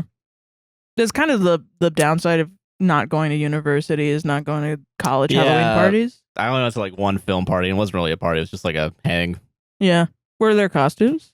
No, it wasn't. I don't think it was a Halloween party. I think it was just a regular thing. Yeah. I know when I went to FSU, Halloween was a big deal. It was like, what are you going as for Halloween? See, it sounds like fun, but also the way you say it, and like the way I can imagine how FSU students were, I would hate it. I would fucking hate it so much, actually. My costume I was going to do was I was going to get a literal trash bag and cut holes in it and just put it on my body and just wear that. And then when people were like, what are you? I'm going to be like, trash. And then they'll go, aw.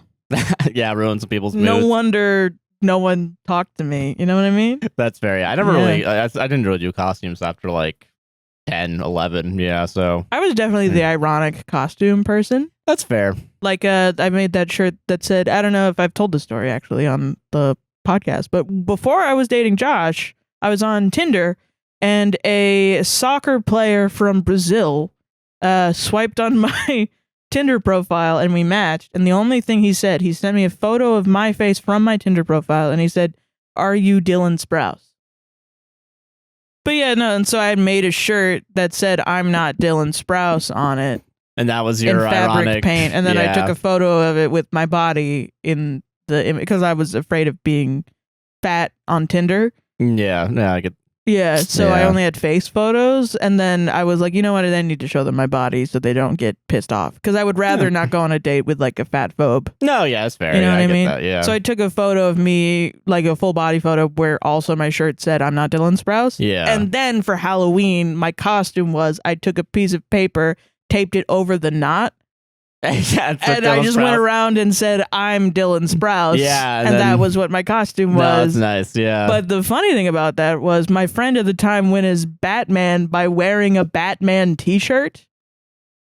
And that was it. Yeah. And our goal was to go to Chipotle because Chipotle was giving away free burritos for anyone dressed in costume and to see if our costumes counted to get the free burritos. Did it? Yes. Dude, fuck yeah. I know. Actually. It was really good. Hell yeah.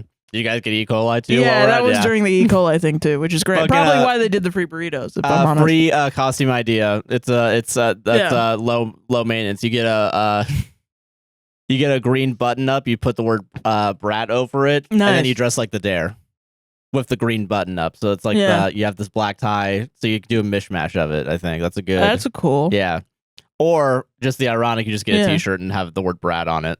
Yeah, just get a shirt. Yeah, and like green pants. Yeah. Just be green. Yeah. Free ideas. You're welcome. There you go. That's why you listen to this show. Yeah. All right. The JOG Club. Half-baked ideas. Yeah. Composed of a number of young women, entertained a number of friends at a masquerade party on Saturday night at Forest Grove Cottage, Conwego Heights. Different masquerade party? No, it's the same one. Oh, okay. We never got through it. The party left York in automobiles shortly before 8 o'clock, returning after midnight. The cottage was tastefully decorated for the occasion with corn stalks, jack-o'-lanterns, and black and yellow crepe paper. All right. The evening was probably because the orange one was all at HD Blair's house. Well, they also won all those automobiles from the dance party. From the dance party. Yeah. I'm piecing together No, that was milk drinking. That was milk drinking. Oh, the milk drinking. The milk drinking contest. They won those automobiles. Got it. Okay. Yeah. Now I'm connecting how this one crazy night in York. One crazy night in York. That's the name of the episode. The evening was spent in dancing and cards. Refreshments were served to the following: those people who chaperoned the party, a bunch of people. Who cares what their names are? Home party given Miss Hazel Thomas. A masquerade party was held on Saturday evening at the home of Mr. and Mrs. W.H. Thomas. Their whole address. The hostess was Hazel Thomas. The interior of the home was decorated with corn, pumpkins, and leaves. The entry points were here, here, and here. They don't have electricity. So make sure to bring a candle. They don't have any attack dogs either. Yeah. Games were played during the evening and refreshments were served. Each guest was presented with a favor. Those present were these people. They slept between the hours of 11 to 6 usually. And their work hours are also 10 to 5. So think about that, if you will. Oh, these are people's fucking great grandparents. Yeah. You know what I mean? Dude, it'd be crazy if we said any of the names that we have said, and then someone's like, that's my grandma. Yeah. That would be cool, though. Dude, your grandpa run a fucking car from a dance party, dude. That's crazy. I mean, imagine you host a party that's so baller it got into the newspaper, and then 100 years later, someone's reading it on their shitty Reddit podcast. That's awesome. What you're saying is we're in hell, legendary. Right? That's, I mean, I think we're somewhere in between. So probably like Earth or whatever. Yeah, we're on Earth. Yeah, anyway, Samuel T. Haas, son of Mr. and Mrs. R.M. Haas, their whole address, left yesterday for Tampa, Florida, where he will remain throughout the winter. He's exiled to Tampa. Yeah. Hell. Yeah, that's actually hell, yeah. Miss Helen M. Brown, a student at Goucher College, Baltimore, spent the weekend with her parents, Reverend and Mrs. William E. Brown, their whole address. Mr. and Mrs. Harry Birch and Mrs. Butch. I think it's Butch. It's very pixelated because it's a scan of a newspaper. Yeah. Butch and Mrs. Butch's sister of Harrisburg spent Sunday in this city as the guests of Mr. and Mrs. Morris Siegel, their whole address. And then it's a bunch of other people with all their addresses and where they were. Miss Bessie Fikes, hostess at party. A Halloween party was held at the home of Mr. and Mrs. H. Gellard Fikes, their whole address, last evening. The hostess being Miss Bessie Fikes. The affair was held in the photo studio at the rear of the lawn, which was tastefully decorated for the occasion with jack-o'-lanterns and black and orange crepe paper festoons. Refreshments were served by the hostess. The guests were a bunch of people. Curtis Moody, Massachusetts, is visiting parents. Mr.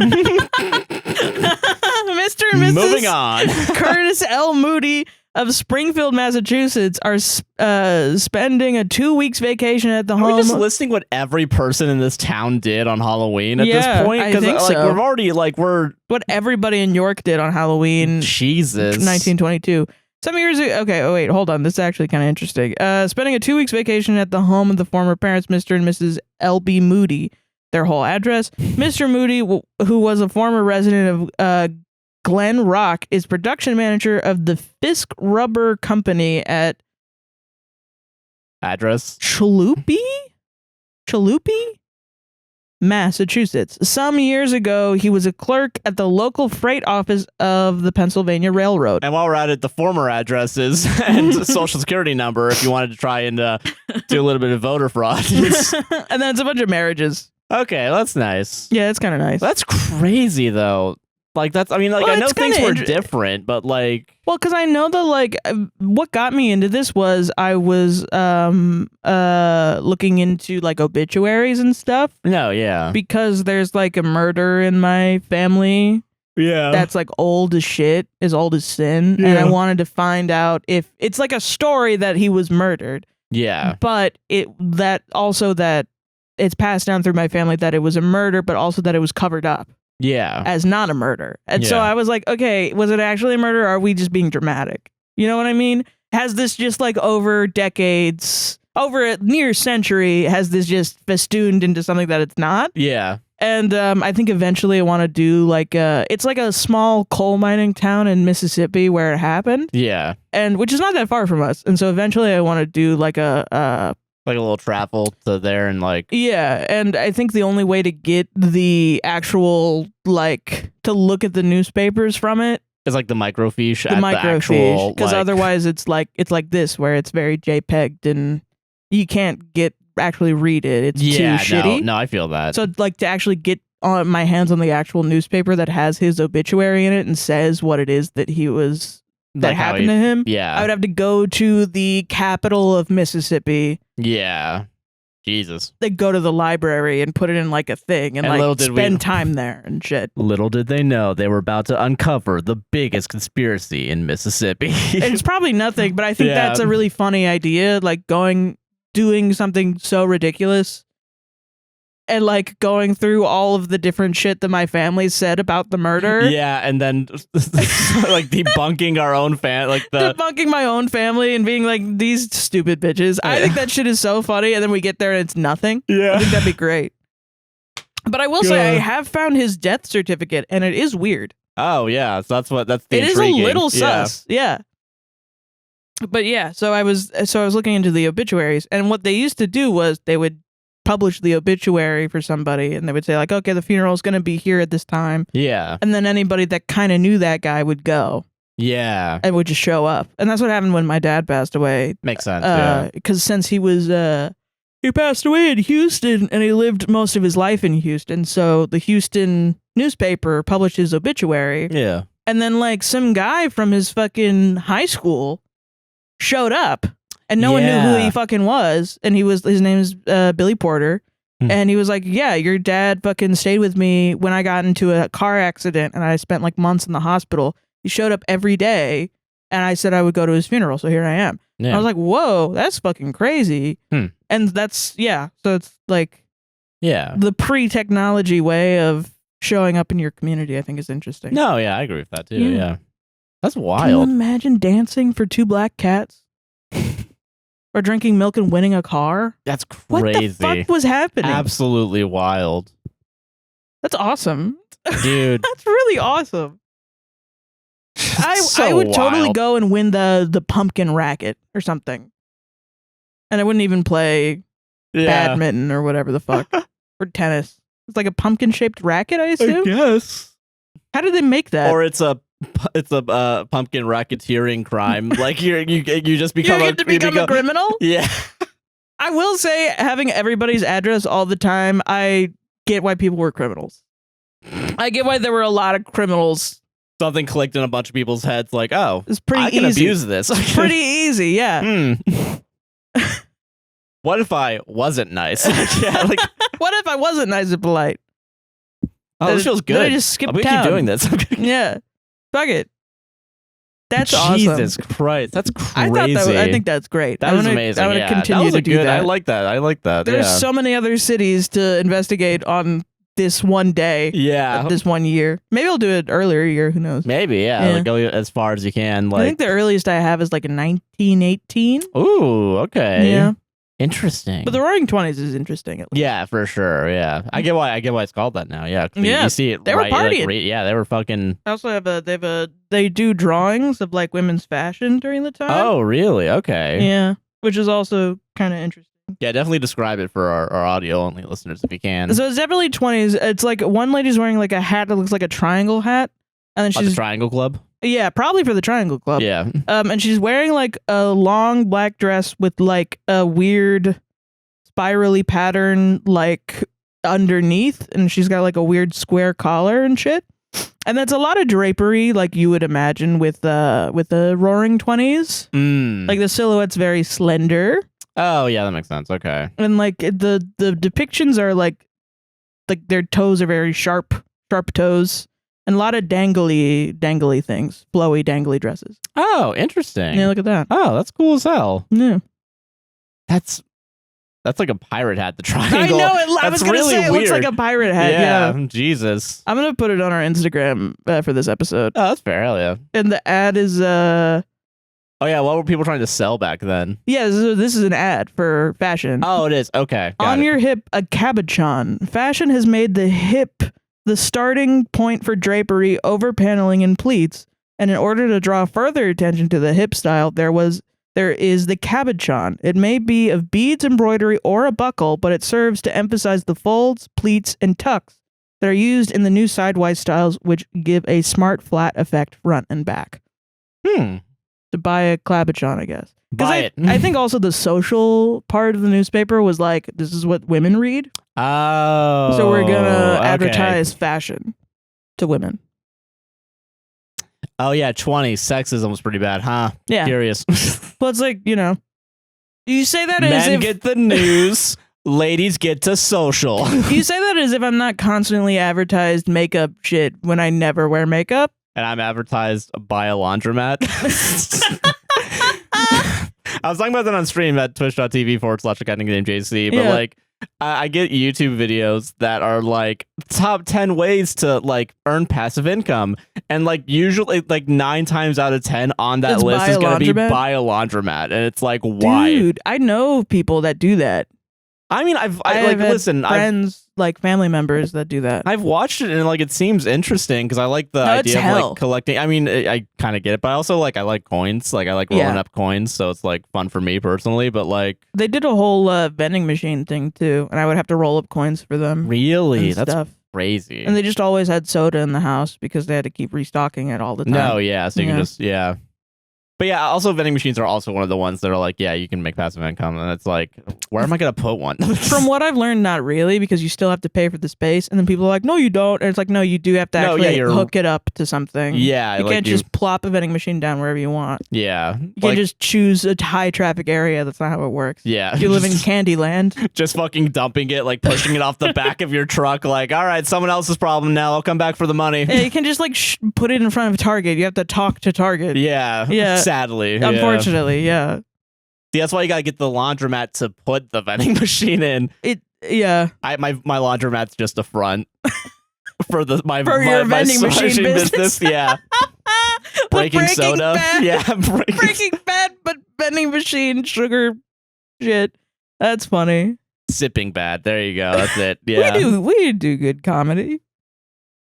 We got blood from a stone this time. We read a newspaper from 1922 and we made some funny jokes. Yeah. I'm just celebrating us. Yeah, I deserve to be on a podcast. Yeah. I deserve my job. I'm skilled at my job. That was fun though. That was actually fun? I like doing it. Curious, man. I know. I really like being curious and reading old newspapers. Yeah, no, that was fun. Yeah, I don't have anyone to talk to about it. Believe it or not. So you held me by gunpoint. Yes, and everyone else. I want to talk to you about old newspapers. If you want me to hold him at gunpoint, I'll grab the gun. Like, it's fine. It's not fine because YouTube would be mad at us. What are you talking about? I've never complained about that vocally on any platform ever.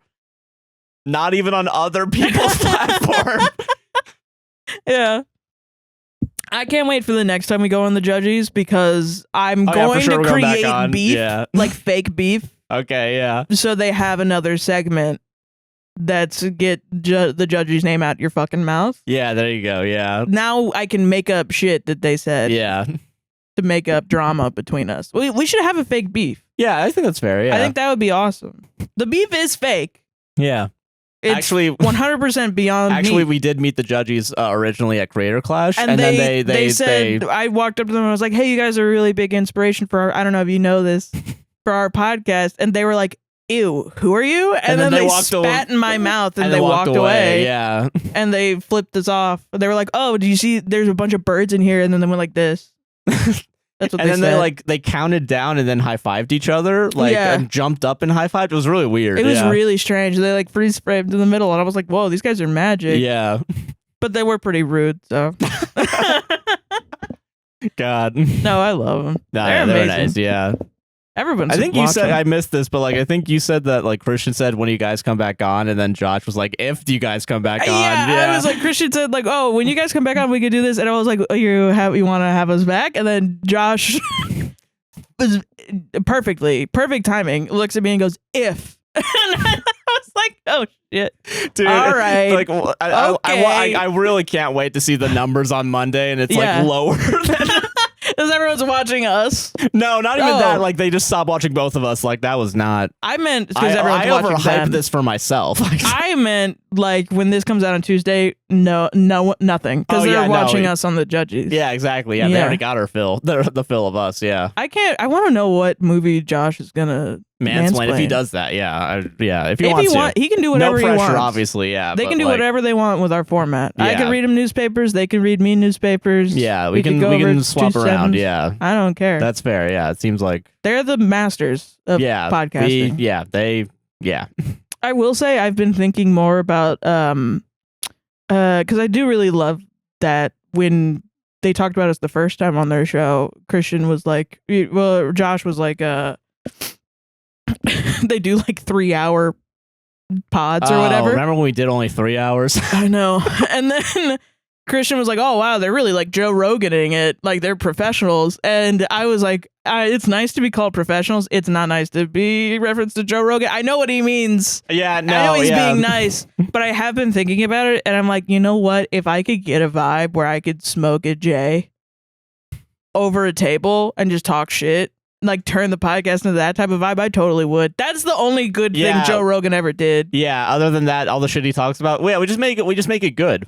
I know. We just do it better. Yeah. We just do the Joe Rogan show but better. And not every fucking day. Like that's crazy. That is insane. That's I wouldn't a little do wild. that. Yeah. Do you think that's the meta, the podcast meta, is you go insane because you do it every day? Probably. Like it's like a drug, you have to microdose it? Podcasting? Yeah. They only do it's like the daily or not the daily, but like is it the daily? There's one like I think it's by NPR and like every hour there's a new like 5-minute long podcast about what happened in the day. Yeah. That's like no. I mean, I guess it's kind of like being like a radio DJ but without the breaks. Yeah, but I mean they rotate through people, but like it's through NPR, kinda. But it's like it's literally like every hour there's a new one and they get rid of the previous hours. Yeah. So there's always usually like 1 or 2 episodes only available, but it's like exactly like within that hour. It's interesting. Yeah. I like that format, like for that specifically because it's a news. That's kind of interesting. Yeah. You know what I saw recently, and this is now just us talking. Fuck off, guys. And then we go back to ads. Yeah, we'll stay around. I mean, skip to the ads, and then and then come just back. Move on to ads, and then rewatch the ads. We're just gonna talk to each other. Yeah. So yeah. But you know what I saw, because I've been making my own site for Thus Spoke Zarathustra on NeoCities. Yeah. To add like a blog side to the Thus Spoke to hopefully get content out quicker than what I'm doing right now. No, yeah, I saw that somebody had a micro blog, is what they called it.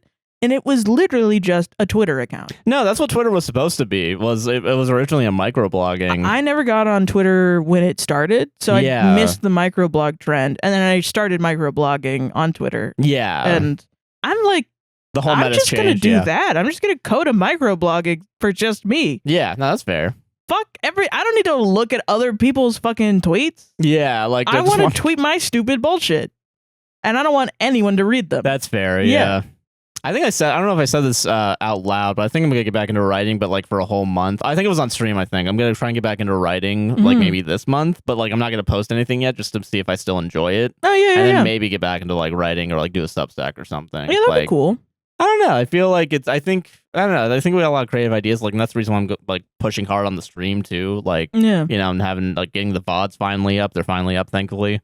And like doing TikToks even for those. And like, I don't know. I think it's good that we're like branching out a little bit more. Like, and I think that's a good goal for next year as well. Yeah. I mean, our goal this year was for like just kind of making new income streams because TikTok's going away. Yeah. But I think that also created a love of different art forms for us to yeah, for sure. To get into. Because I don't really think we would be able to if we're our own bosses. I don't think we would be able to do stuff if we didn't like it. Yeah, no, for sure. Yeah. That's just how we are. Yeah. You know? I get that. Which is why we take off this podcast all the time. But we keep coming back, baby. We keep coming back, baby. Keep coming back. You want to know why we keep coming back? Because it sucks when we're not there. It legitimately this past week sucked as like we were supposed to relax and we did not. Yeah, we didn't. Yeah. We were just anxious because we weren't working because we're broken people. But also, money, I guess. So ads. Sorry. I don't know why I'm like pushing. So I guess we're already at an hour and 40. Oh my God. That was good. Awesome, dude. We are professionals. We're really good at this. Is this going to be 4 hours again? Probably. Yeah. Fuck. But it'll be spread out. It'll be spread out. That'll be nice. Yeah. All right. Ads. Bye-bye. Welcome to the ad break. Welcome. Hey, are you enjoying this podcast? Yeah. I don't know why I said it like that, but if you enjoyed the way I said it or the podcast, you better like, comment, subscribe, hit the gosh darn bell if you're watching on YouTube. Probably the latter, I think. If you like the podcast, subscribe. Not the way Josh said one specific thing. Yeah, that's fair. Yeah, because it's not going to be you shouldn't judge it's not going to be more of that. One thing. It's going to be more of the podcast itself. That's that's fair. Yeah, but if you are enjoying it, if you're watching it on YouTube, please like, comment, subscribe, hit the gosh darn bell. It really does support the podcast, help us out, get the word out about the podcast. A thumb is a finger, but a finger isn't a thumb. You know what I mean? Yeah, I think.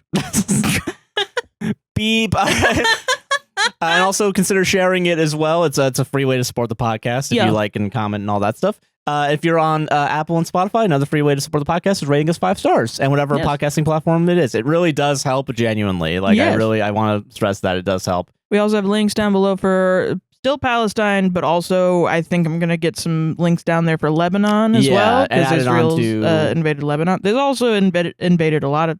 There's Beirut. There's a lot of other shit that's in there. I'm going to try to be as comprehensive as I possibly can. Yeah, put as many as you want in the link tree as well, because I think if we start adding too many links, it might be bad. But if they're all in the link tree, at least I think we'll be good. Yeah, so if you check out our link tree, it'll have the links to those. Yeah, and also Sudan, Congo, of course. Yes, yeah. And probably also Hurricane Helene. Yes, I think that would be really good. Yeah. Also in our link tree, it'll be all of our other socials. It'll be all the places you can listen to the podcast. And if you want to support the podcast financially, though, all these will be in the link tree as well. I'm going to start off with our coffee. Yeah, it's great. StraightOverCoffee.com. You can get our APWSTR branded coffee. I got to get some more soon. It's gone forever. You can never get it again, Sarah. You dropped it. It's gone forever. There's a void over there. No, it's fine. Anything that's out of frame on the camera doesn't exist. Josh did a dimension door under my shit. Exactly, yeah. If you want to help support us as well as a local roaster in Minnesota, you can get we have 2 different types of coffees. Sarah has a Chaos Blend. It is a dark roast Colombian bean with chocolate cream flavoring. It's delicious. It's like dessert. Very good. Yeah, it's really good. And I have a morning blend that is a Brazilian bean. It is a medium roast, and it is caramel flavored as well. So it's a good breakfast blend. It's a very good breakfast blend, honestly. Yeah. I usually... I'll switch between these, but they're both great. Yeah. Honestly, we drink it all the time, and then we forget to order it, and then we're like, God, I have to get. It's better than. It's better than the brands we get at the store. It's better than your store brands. How about that? That's fair. TM. Yeah, I think that's TM. Yeah. Copyright. Yeah. But yeah, if you want to buy it, you can go to straightovercoffee.com. It is 16 for one, 28 for the combo, so you can get both of them for $28. That's like $4 off. I think it's a little over 10% off. Yeah. Yeah. So check that out. If you want to buy us coffee, you can go to buymeacoffee.com/APWSTR. And if you will read whatever your message is. If you want to leave us a message, if you don't, that's all good. Yeah. But I will read it if it's nice and not mean. Fuck. But yeah, all right. So the first coffee comes from what is it? Coffees. Starting over. Okay. Yeah. Okay. The Swearapist podcast bought 5 coffees. Thank you. Oh, yeah, this one's a fun one, yeah. This one's fun. Hey, with Hello. 5 Ys, Josh and Sarah. Hi. I've been a long-time listener, but thought that now would be a great time to post. Yeah. I want to thank you both for all you do with APWSTR and send lots of love for the loss of your kitty. Thank you very much. Oh, yes, thank you. I was like, yay, lots of love. Loss of kitty. Oh, that happened. That happened. Sorry. Yeah. You have made me laugh and cry and hate people, then love people again. Okay, good. Thank you. Today, that's good. I hope that's, yeah. But today, in part of being inspired by you both, I've decided to go live with my own podcast, The Swearapist. I'm a person in long-term recovery from the disease of addiction, so there's always a voice in the back of my head that says I can't do it. But since getting clean, I've gotten licensed as a therapist in my state. Awesome. Whoa, congrats. And work for myself in private practice with relationships, trauma, and sex. It's a dream come true, and I'm always listening to APWSTR while charting. You both played a huge part in taking my own leap, and for that, I cannot thank you enough. Sending all the good vibes, of course. Our dude, pleasure. I'm so and congrats. proud of you. Hell yeah. Keep it going, dude. Fuck yeah. Yeah, and fuck the voice in your head that says that you can't do it. You can do fucking anything. Exactly. Yeah. You've already done a hard thing, which is for sure. Deal with your addiction, which I do agree is a disease. It's for sure a disease. Yeah. Yeah. I mean, I don't know too much about addiction because it's not something that was talked about in my family. Though I'm sure there's addiction in there. But yeah, man, I think that's awesome, and I'm so happy that we inspire people. Hell yeah. But I think also celebrate yourself because you're doing hard shit and you're killing it. Hell yeah. You're being successful as hell. No, yeah. So congrats. Fuck and that's fucking cool. And you don't have to be, but that's awesome. No, yeah. That you are. Yeah. Something to celebrate. Exactly, yeah. And again, thank you very much. We really appreciate it. Yeah, thank you. Sarah brought 3 coffees. Me? Thank you. Oh, there's no age. Oh. Well, we're fighting then. Trigger warning, read when ready or if needed. This is about having to say goodbye to my cat. Oh, Fair it's okay. enough. Yeah. I appreciate it. We had to put our 15-year-old cat Tank down today. Even though the vet assured me we made the right decision and he went so fast, I think he really was just holding on for us. It's still so incredibly tough. I just wanted to reiterate what you guys said before about supporting veterinarians. Not only were they thoughtful and amazing, but you could tell it was affecting them too. Yeah. People forget that they have also spent the last 15 years with him, not only for his yearly appointments, but especially toward the end for all the other issues that came up. I spent this entire day ugly crying and reminding myself that he's not here because every time I look up, I expect to see him coming around the corner to come sit with me. I get it, man. That's so fucking real. I turned on Spotify and saw your new post and gotten a few laughs, which helped some. So I want to dedicate this 3 coffees to Fox, Tanks, and Leolo, Rip Furry Friends. And it's orange heart emoji. Thank you very much. Thank you so much. They're all playing together in heaven or across the Rainbow Bridge and shit, man. Yeah. Yeah. Tearing up a little bit. I know. But it's like, you're so right. Like the vet, like it was such a nice experience. Yeah, honestly, weirdly. This time with Fox, 100% nicer than it was with Leolo. Ironically, though, with our new cat, the one we went to right after. We got a new cat immediately after because Fox was like a very cuddly cat. And then I didn't want to force Misty and Jack to be like, I didn't want to force them to fill the hole that Fox left. And really, there's no filling the hole that Fox left. Oh, no, yeah. You know? But so we went out and we got a cat, and it was just like, I just want a cuddly cat. We got her from a shelter. Her name's Rosie. She's a little black cat. She's so sweet. She sleeps on me all night. Yeah, she is really taken with, she's smitten with you. Yeah. Yeah, she is adorable. She loves Josh, too. She likes to sit on his lap while he's gaming and She likes stuff. both of us a lot, yeah. She does, and she's the sweetest lady. But we had to take her to the vet because she had just had kittens, and her kittens were just weaned off, so we had to give her antibiotics to prevent mastitis. And the vet was so, like, I don't even know how to describe it.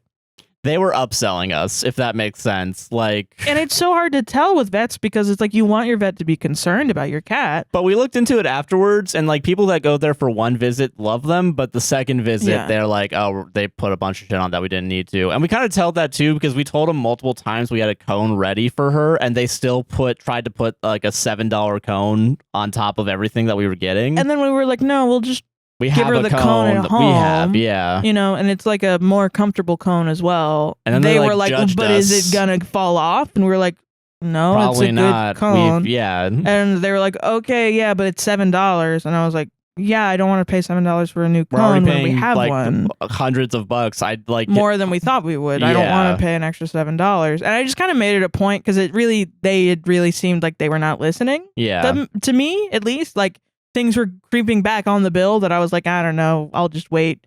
Yeah. Because they wanted to do their own blood work. And then I was like, well, I mean, we have a regular vet. And we should have gone to them, honestly. But I was scared into doing it, honestly. And it was like, it just felt very like they were judging us for not paying. But then they were also judging us for being cheap when we did pay. Like, it was just... Right. Yeah. It was just, I felt, it's like, it's hard to tell because it might have just been one bad experience. Like, they might be fine otherwise. But I shouldn't leave a vet feeling judged. No, yeah, exactly. And the two vets that we were going to for Fox were very kind. Yeah, that's why I want to stay that. We're going to take her back there. The only reason we went to a different vet was because we had a coupon. Yeah, and I guess they were like, oh, we're not getting any money from this? Yeah. Sell them. Sell. And then I went to go look at reviews, and all the reviews were like, yeah, they tried to upcharge you because they take coupons. And I was like, well, okay. All right, well, shit. But yeah, thank you very much for those. I'm happy that we were able to help you. Yeah. And I'm happy. It doesn't stop the grief from happening, but it does make the experience way easier. No, for sure. To have vets that genuinely give a shit about your cat. Yeah. Yeah. No, I agree. Yeah. Yeah. But yeah, thank you very much. Thank you very much. Georgie, they then bought 7 coffees. Thank you. Thank you, Georgie. Hey again. Hello. I save your podcast for when I have to admin at work so that I can pop my headphones in and check out, lol. Nice. I work in the art department in TV, film and TV, so always love hearing your takes. Hell yeah. Thanks for making the long days easier. I'm really sorry to hear about Fox. I know how traumatic this is, so I just want to send you guys loads of love. It's been a bit since I could last afford a coffee because my industry caught on fire. No, I get it. No, that's real. Yeah, but happy to be able to support you guys in the show. Loads of love from London. Oh yeah, thank you. Thank you. Yeah. Do you know Greg Davies? Can we get on Taskmaster? I like that we vibe with London people, people in the UK. That's fun. It is nice. Yeah, it is like it's a weird part of my life because it's like I just like you guys. I don't know why. Yeah. I like you guys a lot. I don't get it. Yeah, I think it's really funny. My first thought is, you probably work on Taskmaster, the only show I watch from Britain. Get us on there so we can not make anyone laugh at all. Yeah, exactly. Yeah, because really, we're not trained improvists or comedians. Yeah.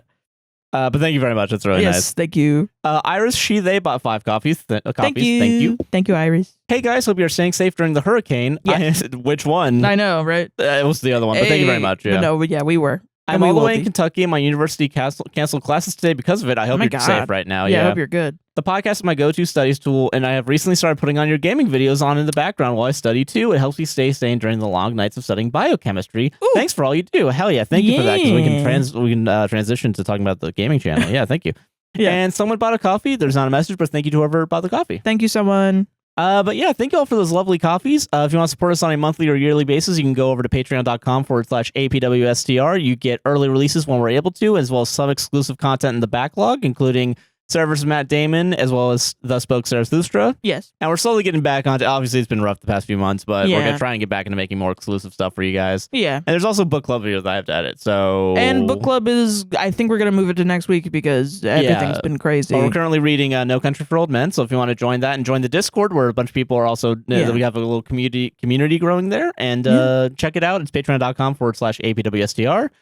We have gaming videos at APWSTR Gaming if you look it up on YouTube. We have a full playlist of The First Life is Strange up. Yeah, as well as we've also finished, Night in the Woods. Night in the Woods, which I'm going to make a mega compilation of that soon. Yeah, so, and it'll all be available, and we'll link it down below, so it'll be in the link tree as well. Yeah. I stream at twitch.tv/a guy nicknamed JC. I'm trying to get more onto it. I also have a VOD channel. I'll put it in the link tree as well. Yeah, it's really good, honestly. Yeah, people are really enjoying it, and people are coming in. It's really nice. Thank you all for supporting. Yeah, just hours and hours of content for you guys to gobble up. Yeah. Yeah. But yeah, I think that's everything. Is there anything you want to plug? No, I think you did everything, honestly. Yeah. So yeah, all the links will be down in the description. Instagram podcast will save this. APWSTR Productions on YouTube. Everything will be in the link tree if you want to go check it out. For sure.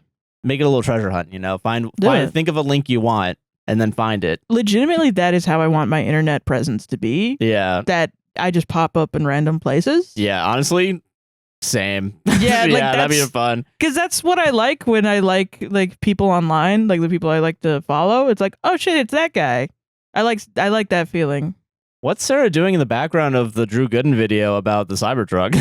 Yeah, I'm just like there. Yeah, But yeah, thank you all for watching and enjoy the rest of the podcast. The Reddit segment's coming up right now. Oh my gosh! Fast forward 24 hours. Wow, wow, wow, wow. Yeah, we do these in 2 parts now. Because it's easier. Because it's 17 hours long. And also so we don't bitch the whole time. You guys don't like that. Come on. Nah, they love it. Maybe they do. Maybe. I don't know.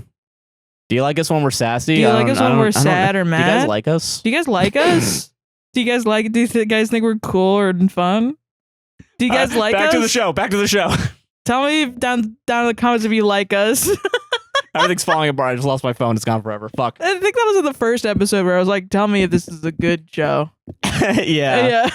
God. It's either that or my other podcast that I did before you. True, yeah. God. All right, back to the show. Okay, bye. Bye. Coming at you live from Hurricane Milton. And the Centers for Disease Control, because we're sick. The Centers for Disease Control? Just because we're sick? Yeah. Okay. Don't do this, guys. We're being irresponsible right now. Yeah, we're being now. irresponsible podcasters and right now. And podcasting during a hurricane because we need money. Patreon.com/APWSTR. Anyway, so there's a hurricane coming right at us. In the next 36 hours, we just got the warning. We've been in a watch this whole time. Okay. Okay. Let's start from the top here. Hold on. So we stopped recording. We were like, you know what? That was a great recording. Saturday night. Context as well. The day before, we saw my niece for the first time. Yes, which I think we said in the recording. Okay, yeah. So and she's adorable. She's so sweet. She had little snot bubbles, and they were constantly wiping away snot on her face. Then we wake up Sunday.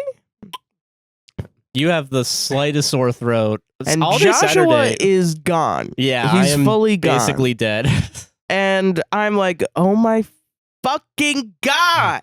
And we were really like, oh yeah, we'll totally be able to do this podcast again in 2 parts, like as we usually do. Because it's just nicer on the body, man. It is, yeah. But then 3 hours after recording, I came out of the office like, hey, no, I have the sore throat's been here all day, and now my nose is getting runny, so we got a problem. Like, maybe it won't get worse tomorrow. And then it got worse. Yeah, of course it gets worse tomorrow. And yeah. So fucking, we're all whatever. You chilled out Sunday. Yeah. You rested Sunday. You didn't chill out. You weren't having a fun time. Wasn't. You were having chills and everything, and it sucked. And then Sunday night had it the worst, I think. But also, I think you are rebounding faster than me. Well, I don't know. I was really fucked up, but that was because I was I literally couldn't get out of bed. I had chills that bad. No, yeah, and meaning I couldn't get out of bed to pee or go get more water or and drugs and medicate myself. And as soon as I had drugs in me, I was like, oh, okay, I'm fine. I'm good. Yeah, I'm functional. So it feels like a cold. Yeah, it feels like a cold because it's not. I'm assuming the kid had a cold more than anything else. Yeah, I mean, their kids' parents weren't they were just like, oh, she's snotty. Not like, oh, she has a cold. I don't know. Hold off a little bit. People or something like that. I don't know. So yeah, and then this hurricane's coming up, and it's the biggest one ever, and it's no one knows. But also 4 days ago, it's like, maybe it'll be like a tropical depression, and now it's a Cat 5. It's a Cat 5 now. Why? What's going on? I don't know. I think I don't know. I don't know what I did to anger God. Probably not believe in him, but kind of self-fulfilling prophecy if you say so yourself. You keep giving me bad shit and not gonna believe in your ass. Sorry, bitch. I hold my faith hostage for goodies and blessings. That is fair, yeah, for tithes. What the fuck am I talking about? I don't know. So we're out of it. Yeah. We are on Dayquil and Gatorade. And we're gonna do 3 Reddit stories this week. Yeah. All right. Instead of 5. So it'll be an hour and a half instead of 2 hours. Yeah. I hope you find that okay. It could have been worse. We could have not done this. I could have released just the first part. I fucking wonder if when we get to the end of the 3, if we're gonna be like, let's do 2 more. I mean, I have 5. I have 6. 5. We'll see how it goes. We'll see. We'll go until we're done. Yeah, how about that? We go until we die in this one. Yeah, we're going until we're dying. We go until the power cuts out because Milton's like, no more podcasts. No more podcasts. Don't like Reddit.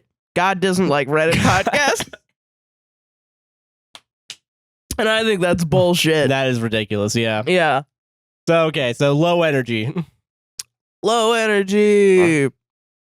Woo! I am already a third of my way through my Gatorade, and I just drank it. It's not a third. That's 2 sips. You're a crazy person. Okay. Anyway, the asshole, we're telling my husband he and his mother ruined our wedding day for me. Whoa. Wacky. 35, female, got married to my husband, male, 41 recently. Neither of us liked the spotlight, so we agreed on a small event. The only thing I was firm about was I didn't want photos.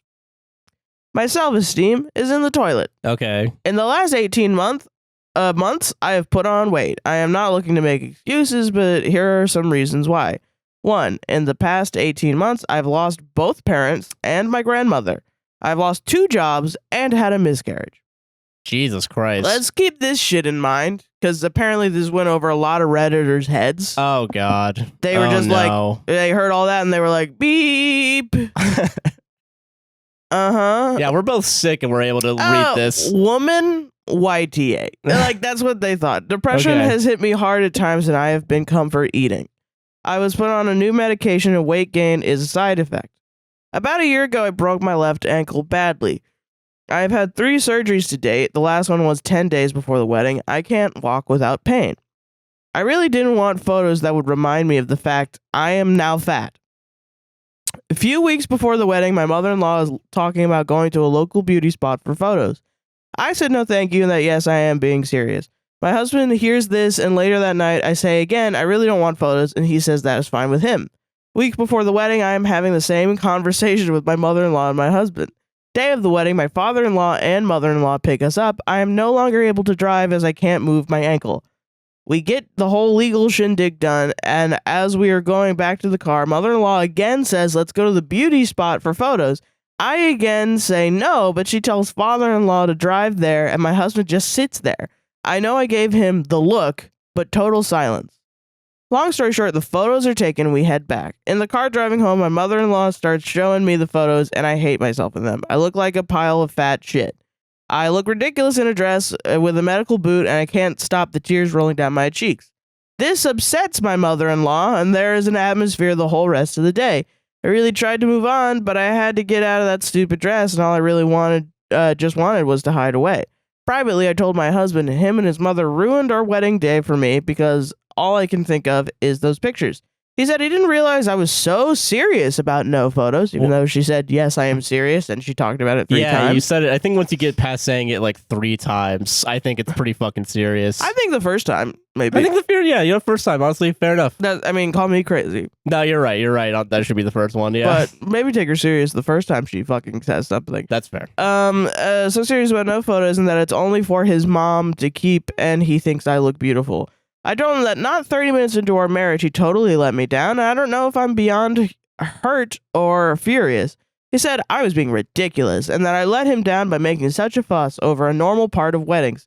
He also said I hurt his mother. She has some mental health issues and has been obsessing over me crying on my wedding day, and that I need to reassure her she hasn't done anything wrong, even though she did. Yeah. I told him no, there will be serious problems if he tries telling her otherwise, because as far as I'm concerned, they both totally ignore my one request, and that was unacceptable. He thinks I'm being a totally unreasonable asshole, so am I being an asshole? Reddit. No. Update. I didn't know there was an update. Oh, okay. But okay, we'll find out. Update. With all the comments saying I disregarded my husband's wishes on his wedding day, I asked him directly, did you want those photos, and just said you didn't to appease me? Before you all pile on again, there is no reason he would not answer truthfully. He replied that he did not care about the photos mother-in-law took in the woods. He said, having seen them, they are objectively bad. He clarified poorly taken on a shitty phone, not something he would want to keep and not worth the distress caused. He said the only photo he would want was the one of the look on my face staring up at him when we said the I do's. He joked that he should have strapped a GoPro to his forehead to capture that, but he doesn't need a photo to remember it. I would not have been against that idea because it would have been private between just us. Cannot give a reason for being silent in the car. Mother-in-law is a severe mental disorder, and I believe, I think maybe not severe, but several mental disorders, and I believe there is fear around setting her off on a spiral. I explained how ambushed I felt and that I only got out of the car to try and keep the peace. That really upset him. He apologized for not speaking up. I think he understands the main issues were not being supported and feeling helpless. Everybody's saying I should have not gone out. I am sure you would call me the asshole for throwing a childish tantrum, refusing to leave the car. If I post that scenario, I was in a lose-lose situation. I apologize for letting my insecurities become part of our marriage. He hadn't realized just how deep my issues run. I am guilty of putting on a brave face, so I can't blame him for that. We don't want any drama. I am not going to hold a grudge against mother-in-law. This is the first time there has ever been an issue like this in our family. Husband will talk to her, but not about my insecurities. He suggested asking her to delete the photos, but I said we both know he would have to die on that hill. We are going to move past the whole thing. However, I don't know what to do if she makes them public. We both agree that what matters is our 9-year-long relationship that is now a marriage and not the single day where some papers were signed. I am sure that comment is going to upset a lot of people who feel a wedding day should be a magical, life-changing event, but it is how we view our lives together, nothing to do with your feelings. I wouldn't put our relationship marriage on hold because times are tough, so why would I put this one day off? We are not American, and marriage is not such a big deal here. Many couples never marry, and that is very normal. Since before everything happened, our main reason for getting married was so I could legally use his protected surname. This is why we just went to the registry office and it was 8 people in attendance. I apologize for my fat-phobic language. Growing up in the 90s with a mother with an ED has clearly had an effect on how I view bodies and need to work on that. I have had counseling for feelings around my loss of mobility, which has naturally touched on the other issues in my life, but I'm going to speak to my doctor about more specialized grief counseling going forward. Okay. I chose this one specifically. I don't think the language that... I mean, if someone else, not fat, talking about other people... someone else talking about other people's body was using the language that she would use, maybe that would be fatphobic. Yeah, I think it's more just... When it's about your own body, about your own feelings, sometimes you feel like a big old pile of fat shit. No, I'm sorry. It's like it's your own like self perception. Yeah, it's not really necessarily... I wouldn't call it fatphobic. It's just like you're just expressing your feelings. Yeah, exactly. I'm so sorry. And if it's about your own body, you cannot go and say that person's a big old pile of fat shit. Yeah, then you'd be a huge... You're a fat phobe. Yeah, You're exactly, weird. yeah. You're being weird. Oh my God. Like, that's such a conversation that pisses me off too, because it's always like, guys, let's not, like, do you remember when Taylor Swift got on the fucking, the scale and it said fat? Oh yeah, I do remember that. And fat people were like, this is fucked up, man. And people that were like, I'm not going to police how someone telling us they have an eating disorder, I'm not going to police how they talk about their body. And it's like, right. But like, aren't all eating disorders rooted in fat phobia? Like, you're scared of being fatter because it's the worst possible thing in the world. Yeah. So you know, whatever. And honestly, I don't know too much about eating disorders. So maybe I'm spreading misinformation, and I'm sorry preemptively, because I genuinely don't know, and I do have sympathy for people with eating disorders. No, yeah, I have disordered eating, but I've never really interrogated that part of my life because I have a lot of other shit going on, and I have to figure that shit out first, I think. But yeah, I don't know. I think I'm not gonna tell a woman who is fat, and I don't think fat is a dirty word, calling herself fat and saying, oh, I feel like a pile of fat shit. I'm just gonna chill out and be like, oh, honey, you look beautiful. That's what I'm gonna say. Yeah, exactly. Yeah, you don't look like a pile of shit. Why would you look amazing. Why would you try to dunk on him or be like, why are you saying that about yourself, idiot? Like, yeah, that's like, a little... That's not how to make someone feel better. Yeah. If they feel worse. Maybe I'm wrong. I don't know. Whatever. But the fact that, okay, the first time, the pre-update, everyone was like, the thing I want to talk about. People were like, YTA, because you didn't allow him to have photos on his wedding day. Your opinion is the only thing that matters. They blew it up from her saying, can no one take photos of me during my wedding, to no one is ever allowed to take photos on this day ever of anyone, and I don't care who. When she's obviously talking about herself. Yeah. And you're making a logical leap to demonize this woman. And this is something that I used to think is like, oh, you're just stupid. You lack media literacy. No, actually. You're specifically being disingenuous with this one person so that you can push blame onto someone.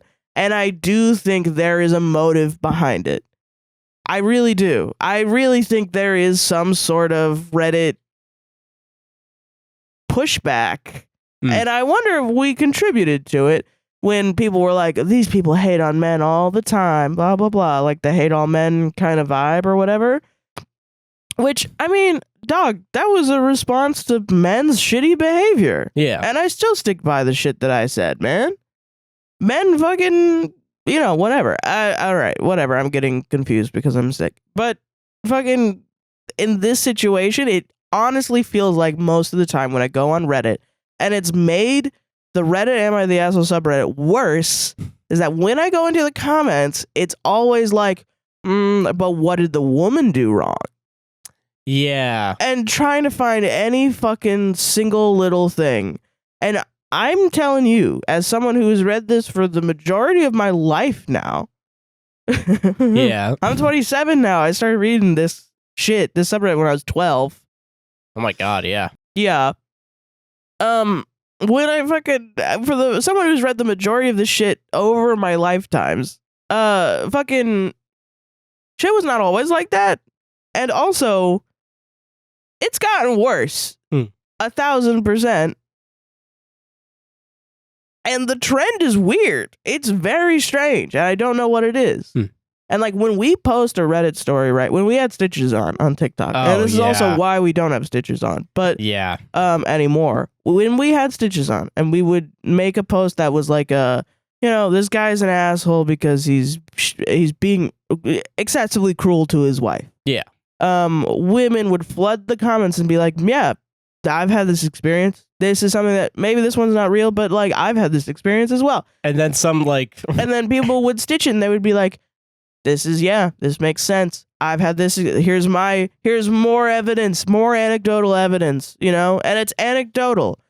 I'm not a scientist or a journalist.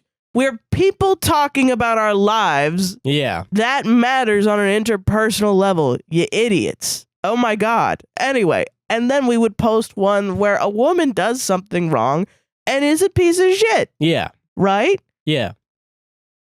Men respond with, this is what's wrong with all women. Yeah, you get some Andrew Tate wannabe motherfucker like stitching us. This is why you can never trust women. That's happened multiple times for sure. Yeah, it's like always. And it takes no pushback. It takes no pushback at all. The moment that there's a possibility that a woman has done anything wrong, men jump and sink their teeth into it. And I'm not saying all men either. I'm saying like the Andrew Tate motherfucking men's rights activist motherfuckers. Yeah. Like there is a propagandized machine that is out there to get men into a pipeline of hating women. Yeah. And that is why I bring up gender in these issues. But it's like, I don't know how many stories I can read of people sitting around and being like, I don't know, I'm just going to let whoever walk all over your boundaries because I don't want to deal with it. And then the wife being like, well, why can't you talk to your mom? And then the guy being like, I don't feel like it. And then later being like, you're ridiculous. And then you come back around and then he's like, oh, yeah, you're right. After the fact, then why did you call her ridiculous? Then that's what the argument's about for me. Yeah. Never fucking call me ridiculous. If you're calling me ridiculous, get a physical dictionary, turn to R, find ridiculous, read the definition, and if you're calling me ridiculous, I better be wearing a clown costume. Yeah. Not saying, hey, can you respect my fucking boundaries? Jesus Christ. No, exactly. I agree with that. Yeah. Holy shit. God, man. It's her wedding day, it's and her the whole fucking thing wedding was day. Not about her. That's crazy. Literally, yeah. She has a it's negative. Their wedding day. It is their wedding, yeah. But like, she very specifically was like, "Don't take photos of me." And also, it was a very small. Yeah, it's all good. Yeah, yeah. You don't want to get coerced into taking a bunch of photos for your fucking mother-in-law. Like, yeah. But I really want to hyperanalyze like a situation where one woman is like, "Hey, you know what? Here's a boundary," and everyone loses their fucking mind. How dare you have a boundary because you feel insecure? It's illegal to have an insecurity ever. Yeah. I'm sorry. Are you a fucking robot? Do you not walk out and think about your tiny, tiny dick every day? Yeah. Fuck you, man. Isn't half of life hating it and like feeling bad about your shit and then being like, I just want to be comfortable. Yeah. If you're a man, everyone falls over for you and says, you know what? Oh, honey. Oh, no. We're going to do a little surgery. Do you need like 10,000 pounds of anesthetic? Because we wouldn't want you to feel uncomfortable. And then a woman goes in to get literally something shoved in her as the most painful shit ever. And then they're like, no, you don't need it. You don't need it. Fuck it. You don't need it. Fine. It's all good. You're good. Jesus. That's insane. Absolutely insane, man. Oh my God. That's fucked. So fucked, actually. Jesus Christ. That's the shit that stacks up. Yeah, for sure. Over time. Yeah, that's the thing too. Is like, yeah, like you might think it's nothing right now, but then 5 years from now, you're gonna remember this. You're gonna be like, wait, this happens literally all the time. And it's gotten worse. And it happened at the start of your marriage. Yeah, like come on. She made a good point. She's like literally 30 minutes in. Yeah, literally 30 minutes in. Yeah, that's pretty fucked. Yeah, I love shit like that because it's real. And then usually the response is, "What? So you're my master?" No, we're partners, and you disappointed your partner. Are you an idiot? What are you? What are you? You're a cry bully at that point. At that point, yeah. Yeah. When I go to work and there's a project that me and another coworker has to get done, and you don't deliver, and then they always like, "Hey, that really disappointed me. You need to deliver." Oh, are you my boss now? What? What? No. Why did you turn into a little garden troll? Yeah.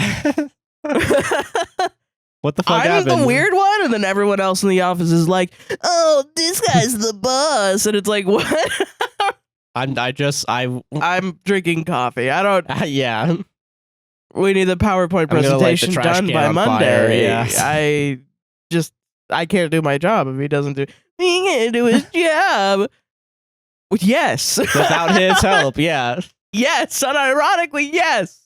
What? Yes, yeah. What are we talking about? What are we doing? Yeah. That's so ridiculous, man. Some of you bitches did not read The Star-Bellied Sneetches by Dr. Seuss. That's all I'm saying. God. I don't even remember if that's a good... I don't know if that's... Have you heard of that one? Yeah. It's about racism or something? Or I think I have seen that because it's at the Dr. Seuss land at Universal. Star-Bellied Sneetches? Yeah, they made like a...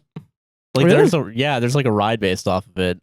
Like to where you can get stars on your belly? You get a first class. Yeah. That's funny. It's just an underpaid teenage worker not like understanding the moral of the story at all. Yeah. All right. And then they give you a burger afterwards because it's right next to the burger place. That actually sounds fun. One time, okay, this is completely separate. Yeah. One time, I think we did like a catamaran or something on a cruise. Ooh, fancy. It wasn't fancy, but it was like a little like a charter, like the fucking below deck.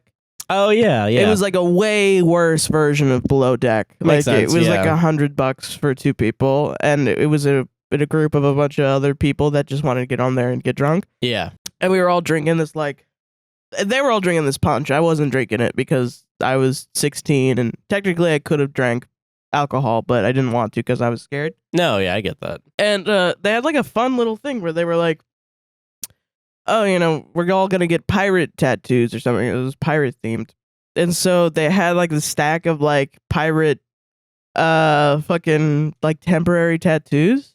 Yeah. And I was like, "Oh yeah, you can just do that as an adult. That's kind of fun." And all the adults wanted it. And the way that they would do it, and I think this is so fun. Yeah. They would put it on the wet paper towel already, and then they would slap it onto your skin. Oh my God. And rub it in, and then peel it off, and it was perfect. Wow. And I was like, that is how you do it. I guess that is, yeah, that's how you fucking do it. Huh. I was like, I always didn't like temporary tattoos because it's hard to put on. Yeah, but I think perfected it, yeah. They really did. They were profesh. Dude. I think about that shit all the time. It was genuinely very fun. All right, I'll start off with this one because you brought up media literacy. And Ew. this is very, I guess, disgusting. Yeah. My 34 male wife, 32 female, is upset that I basically implied that she's media illiterate. How do I talk to her? She's fucking dumb as shit. How do I talk to her? I don't know. Shit, man. I don't fucking know. All right. Let's find out. Let's find out together. I told her she was media illiterate. She said goo goo gaga. What do I say? I don't know, man. I don't fucking know, dude. Jangle some keys in front of her face, I guess. My wife and I recently watched the movie Uglies on Netflix. If you're worried about spoilers, you might want to skip this. I do know a little bit about it. It's the Chloe Grace Moretz movie. Joey King. Yeah. They look the same to me. No, I get it. Go ahead. I decided to watch it mainly for nostalgia's sake, as I had read the book series back when I was in college and really enjoyed it. Right. My wife hadn't read the books but was curious about the movie, so we watched it together over the weekend. Afterwards, we started discussing it, and she commented on how ridiculous it was that the, quote, uglies in the movies were played by attractive actors, claiming it undermined the movie's message. She felt that a movie supposedly about not conforming to conventional beauty standards shouldn't cast people who are clearly attractive. She felt that a movie supposedly about not conforming to conventional beauty standards shouldn't cast people who are clearly attractive. Okay. This is where I realized she'd completely missed the point. I explained to her that the quote uglies in the story aren't meant to be hideous or deliberately unattractive. They're regular people who haven't undergone extreme body modifications like plastic surgery to look artificially perfect. Think of how the Capitol people in the Hunger Games look. Right. The movie critiques society's obsession with artificial beauty and extreme body modification, not the concept of, quote, ugliness as we know it. She didn't take this well. My wife doesn't handle criticism or being wrong easily, and she doubled down, insisting that she's entitled to her opinion. She argued that if the, quote, uglies weren't actually ugly, the central message of the movie is weak. I told her that the interpretation wasn't valid because she couldn't even understand the author's intended message. If she couldn't grasp that, then her opinion didn't really matter in the larger context. We argued for a while, but honestly it felt a little like a pointless discussion. I couldn't help but feel she was being willfully ignorant, completely missing the satire and critique the movie was making. I ended up telling her that she needed to work on her media literacy because it was clear to me that she was far too confident in an interpretation that was just plain wrong. She's mad at me that I basically called her dumb. That is interesting, because my first thing, when someone says something wrong about a text, or a text or a piece of media or something, and they're like, well, this is kind of undermines its whole point because of something that I completely misunderstood, which I do agree with him. Like, I know the plot of the Uglies, and I'm from TikTok, so I don't know the plot of the Uglies. No, yeah. But I do know that's the main thing. And from what I understand, he's correct. OP's correct. Yeah. Usually when someone is like, okay, Community, the episode, the ghost took the pen. Oh, yeah. Someone we knew watched it and was like, I don't get it. Why would they say the ghost took the pen? In the episode of Community, someone took Annie's pen. She lost a pen. She has essentially like a mental breakdown, about it because her pens keep consistently getting stolen. Yeah. And it's sort of like a bottle episode where they each accuse each other of various things that have gone on, and secrets about each of them come out and they all become closer as a group. And, they ruin the room and it's like a whole thing. And it's a really good episode. At the end of it, it's about faith, essentially, where one of them says, you know what if a ghost took the pen? What if we just believe in the supernatural because we're all deciding to be friends? Yeah. And we're deciding to forgive everybody. Yeah, exactly. We don't want to lose this just because we think that one person might have taken a pen. You know what? Maybe let's just love each other fully for everybody's flaws. Yeah. That's the point of the thing. And then the funny thing is there's a monkey in the vet that's been taking all the pens. Yeah. That is creating a nest in a vent. Like that's like it's a crazier thing that no one could have even thought of. Imagined, yeah. Yeah. And and it's a great thing, and it really kind of deepens the interpersonal connections of the group. Yeah. We knew someone who watched it and they were like, I don't get it. Where's the ghost? Who's the ghost? What? Where's the ghost? Why would a ghost take the pen? Whoosh. Yeah, it was a whoosh. And I don't remember what happened, but it's such a funny misinterpretation. And it's a misinterpretation. It's one thing. It's not like you're an idiot forever. It's like, no, now you get to Yeah, that's where I kind of learn. feel like this person's kind of a dick just because it's like, well, you're stupid then, aren't you? Because you don't know. Well, it's so one person doesn't understand the text and another person doesn't have the capacity to explain the text. Yeah. Like there's that old Benjamin Franklin quote or Albert Einstein. I don't know. They're the same people to me. Where it's old like dead guy. Old dead guy, smart. Old smart, dead guy. Once said. Probably bad. Some ways. Yeah. I don't know enough about him, honestly. But he said that the way that you truly know something is first you learn it and you try to understand it and you read it like all the way through, then you teach it to somebody else. Yeah. And then you relearn it in the ways of breaking it down and explaining it. Yeah. That makes sense. You know what I mean? Yeah, I get that. And it's probably not even the right quote. Whatever. But fucking, yeah, man. It's like, God. So what I'm getting is this guy doesn't know how to fully explain the text to his wife because his wife is like willfully misinterpreting the text. But it is hard because if he said what I would do, which is where in the movie is evidence for your interpretation of the text.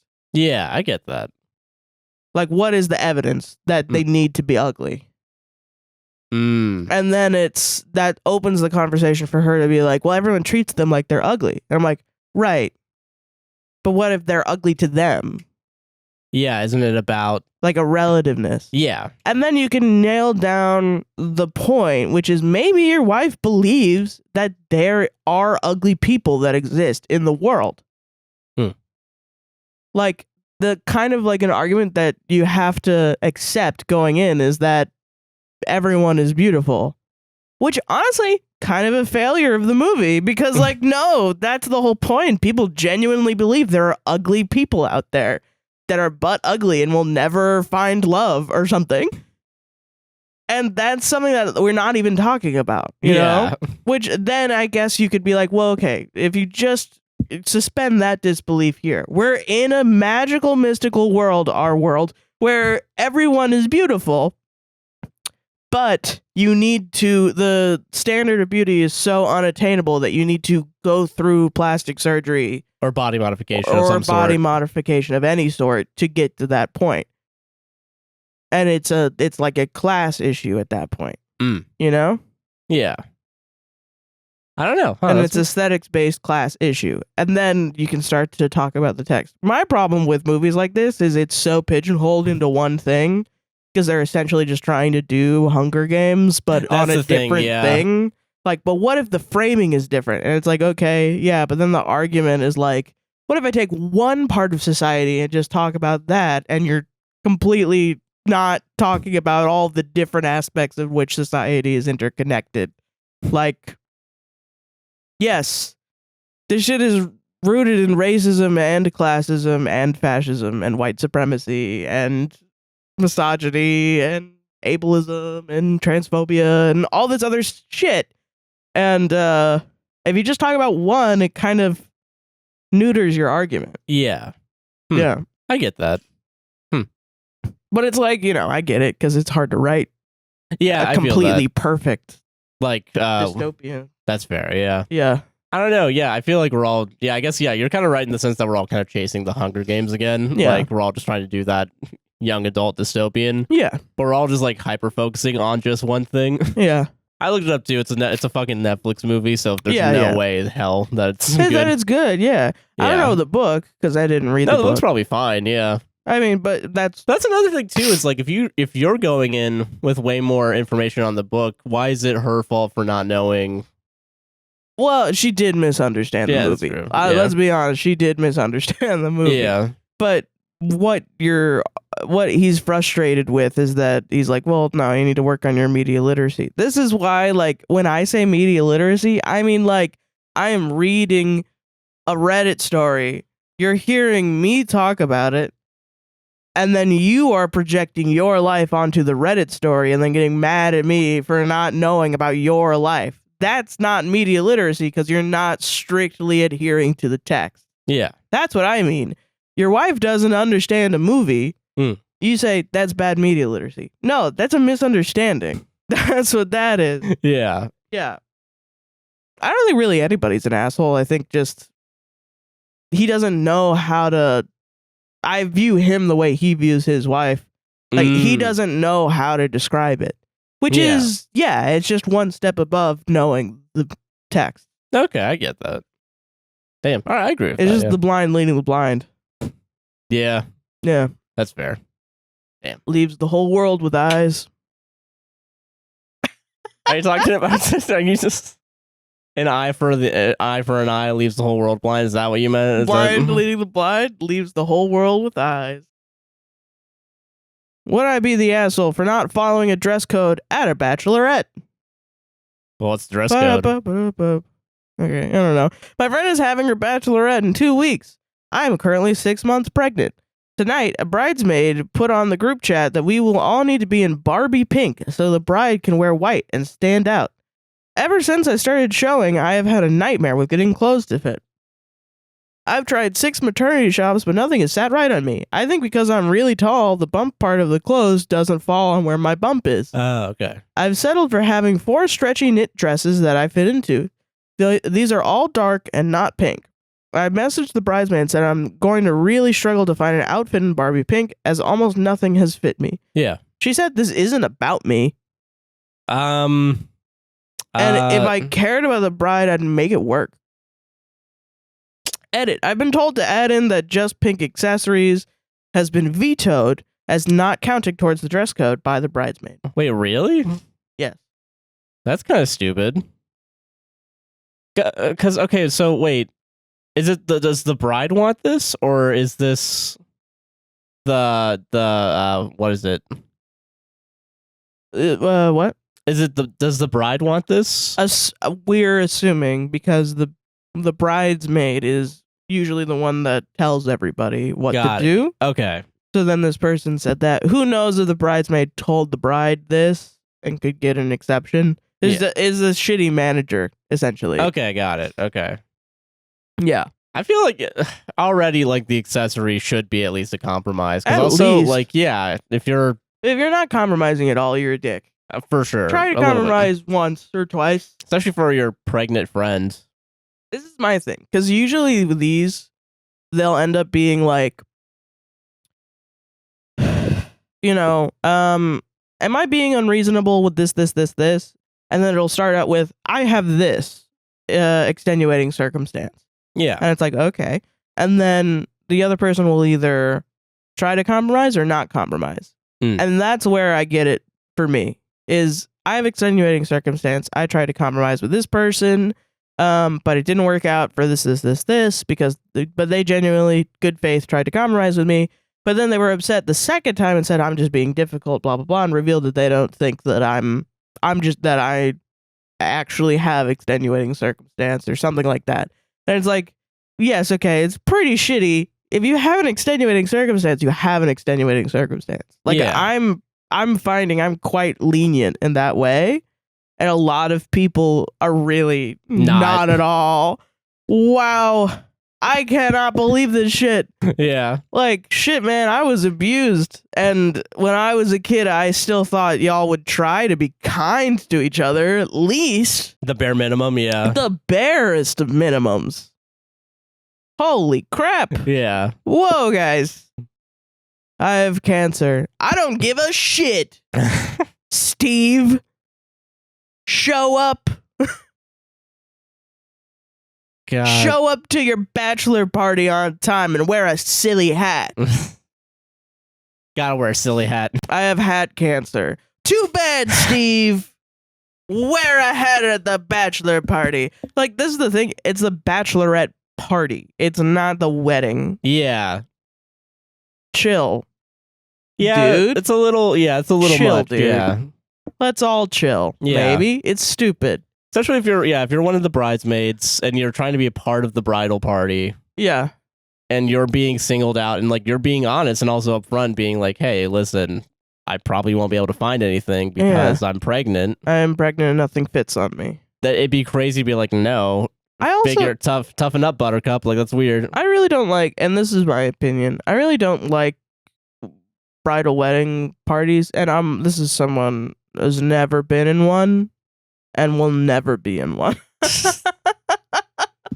Yeah.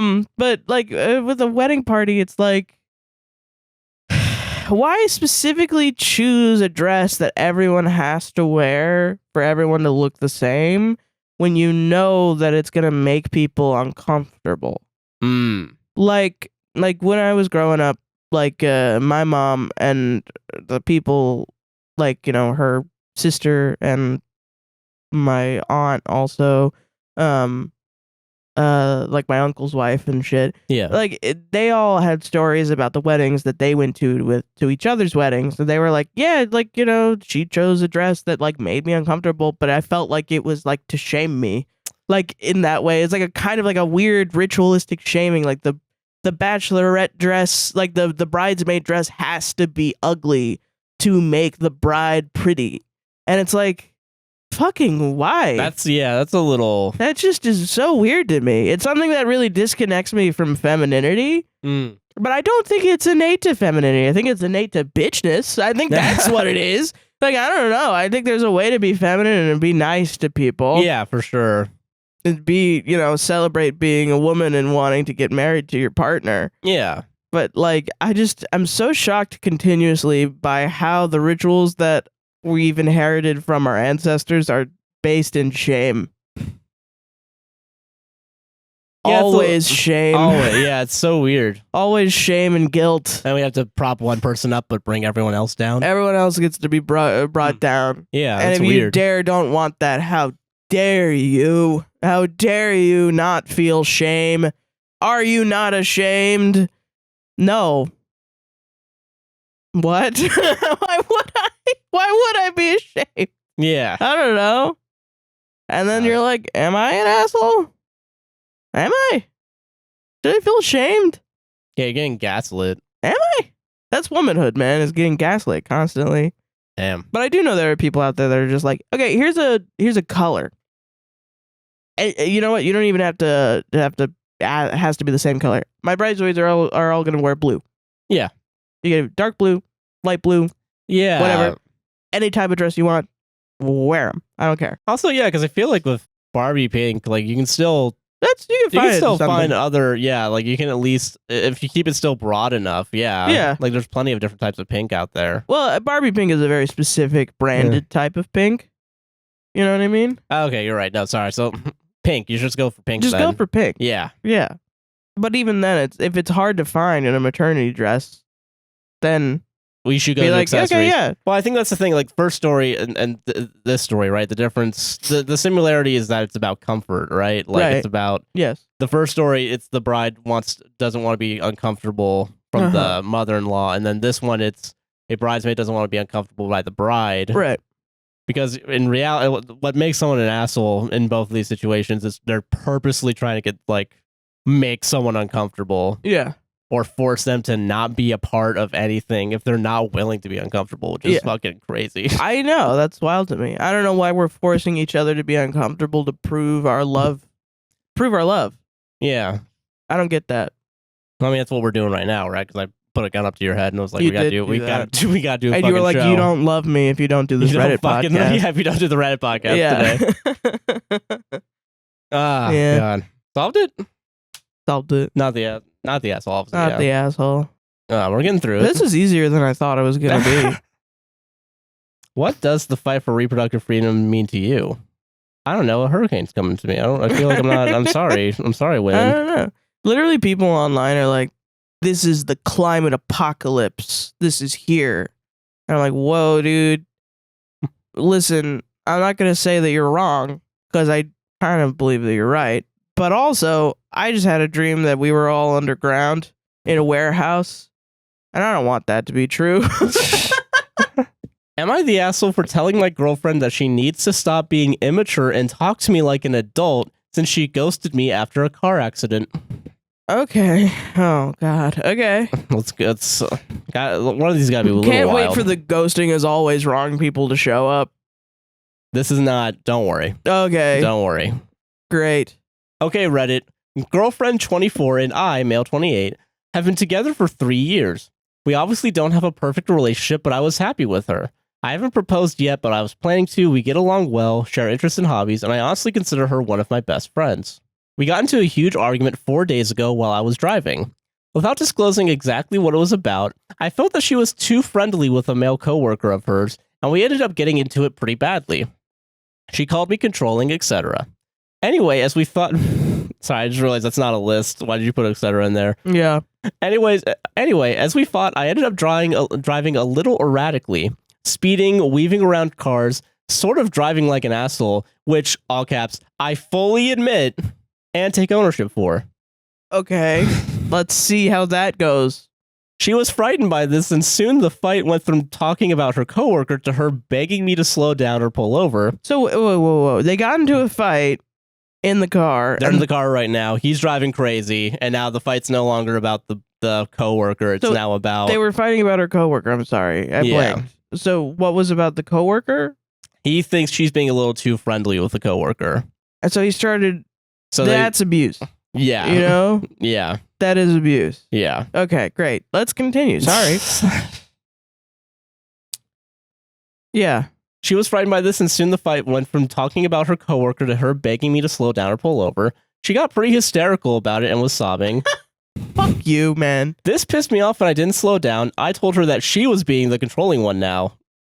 Her in the passenger seat, not driving the car, yeah. Crying. Yeah. In the fetal position. Yeah. You're controlling me! You are, not me. Not me. With an X. Me here with an X. Bloodied, covered in blood. You in the fetal position crying. You're being hysterical right now. You're being hysterical and you're controlling me. I'm a little baby. And you have to bow down to me. Okay, cool. Great. Let's continue. All right. I was trying to get past 2 cars when one got into my lane unexpectedly and caused me to swerve. I was going about 95 miles per hour and we ended up rolling the truck. Yeah, it's crazy. You. To be fair, we both got off pretty lucky. She had a mild concussion and 2 broken ribs. Fuck you. Fuck you. I have some bruised ribs. Oh, fuck you. I don't care. Fuck you. I don't know why I picked this one. I'm sorry. I don't know why either. Shit, do you man. want me to pull out? I have other stories. No, you're good. His mama his daddy should have pulled out. And he made him. Shit. Go ahead. She got some staples in her head from a cut on her scalp. I was released from the hospital quickly, but she was kept an extra day. When I left, I checked on her, told her I would be back the next day to get her home, and told her I loved her and we could talk about our fight later. I made it clear that I was sorry about what happened, and I was so glad she was okay. To see she was okay. You're not going to be okay by the time I'm done with you. Yeah. Yeah. The next day when I got to the hospital, I was told I wasn't allowed in her room. Good. This upset me, and I admit I started making a scene because none of the staff would say why. And the next thing I know, her dad is coming to the front desk and tells me that I need to leave and that he would be coming to my apartment tomorrow to grab her things, and I wasn't welcome to contact her. That's quite kind. They should have called the fucking police to escort you out of the hospital. Yeah. I immediately started texting and calling her, and thankfully she didn't have me blocked yet. When she finally picked up her phone, I begged her to hear me out and just talk to me. She told me to go fuck myself, real mature, and that she was not going to wait for me to eventually hurt her again. I told her to start acting like an adult and to communicate with me. Then she blocked me. WTF, first of all, it was an accident, and second of all, I have not laid a hand on her. Right. Uh-huh.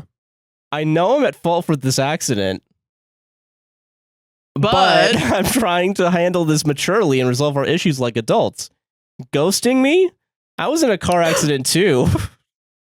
The worst crime you can ever do? Yeah. And now we probably can't ever fix things because she got her family involved in our business, something she used to do more, but I made it clear that our fights were between us and she eventually stopped doing that until now. Wow. It's been a few days since her dad and brother came to grab her stuff. They treated me like a criminal the entire time they were in my apartment. I know I just beat the shit out of everybody and I stole a bunch of shit from Lowe's, but you're treating me like a criminal? Whoa. Okay. They treat me like the criminal the entire time they were in my apartment. I've heard nothing since. A couple of our friends in our mutual group are being cold to me too and refuse to discuss what/how she's doing. The real criminals being kind of mean to me. Am I the asshole for telling her to communicate with me? That's what That's what it is. Yeah. That's what it is. That's what it was. Because you just want communication. Yeah. Yeah. This guy should be in jail. Like, he should be in jail. That should be fucking evidence. He's gonna kill someone. Honestly, at some point, yeah. This is a man is a danger to society. To women, yeah. Yeah. Right. That's an abusive asshole, 1,000%. Yeah, I love people that think that all abuse is just hitting. Yeah, that's all that it ever can and ever will be. It can't be. Even just physical abuse. Physical abuse is not just hitting. It's also threatening your life as well. Like driving erratically on purpose. Yeah. That is abuse. Yes. Jesus. Yeah. Yeah, fucking, dude. No fucking. God. And damn, then I hope it's not real because I hope she's okay. Yeah. But then like downplaying all the significant changes to her body that he committed because he drove erratically and got himself into an accident that he caused and acknowledges that he caused. Yeah. This is why I hate people like this. I think it's like you cannot give people like this the benefit of the doubt ever. I'm sorry. When someone is displaying any sort of abusive behavior like this, the worst case scenario is this. It's someone that's like, yeah, I know I did one thing bad. Like, I know I did one thing bad, but come on. Like, why are you bullying me for all this other shit? If they're crying because someone said something mean to them. Yeah.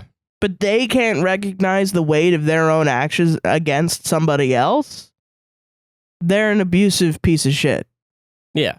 And in whatever way it manifests them. This is racists, transphobes, homophobes, people that fucking, I don't know, hate your existence, Zionists, you know, people that are just like fucking, yo, listen, I can excuse genocide, but I draw the line at ghosting me for my opinions. Girl, fuck you. Yeah, what? Like, that's crazy. What are you talking about? Do we not live in reality? They don't. Apparently, they live in their own reality where they're the center of the universe, and it's that's just it. There's no fucking arguing with them. Being around those people is only ever going to harm your life in one way or another. Either that you take in their ideas that fucking shit is, you know, one certain group of people are better than another certain group of people, or that we should hate on one group of people more than another because how dare they, and well, actually they said this one thing, so actually it's okay that we ruin their lives and cause harm and flip over our truck because one time I saw her look at her coworker like that. So that means that it's deserved, and actually, you know, well, they're trans, so it's okay for me to dox them and harass them and try to get them to kill themselves. No. Believe, I mean, I don't know. My opinion is no, actually. But apparently I'm some sort of, then they'll turn around and be like, yeah, real mature. Saying I can't abuse people is real mature. Hating me based on my actions, mature as hell. Not me, the person acting up. Yeah. I'm mature. You're not. That's crazy town. And I can't even tell you what karmic justice they might get. Like if you are enabling those people, you're enabling those people. Yeah. By continuing to be around them. Yeah. And giving credence to them as like a good human being.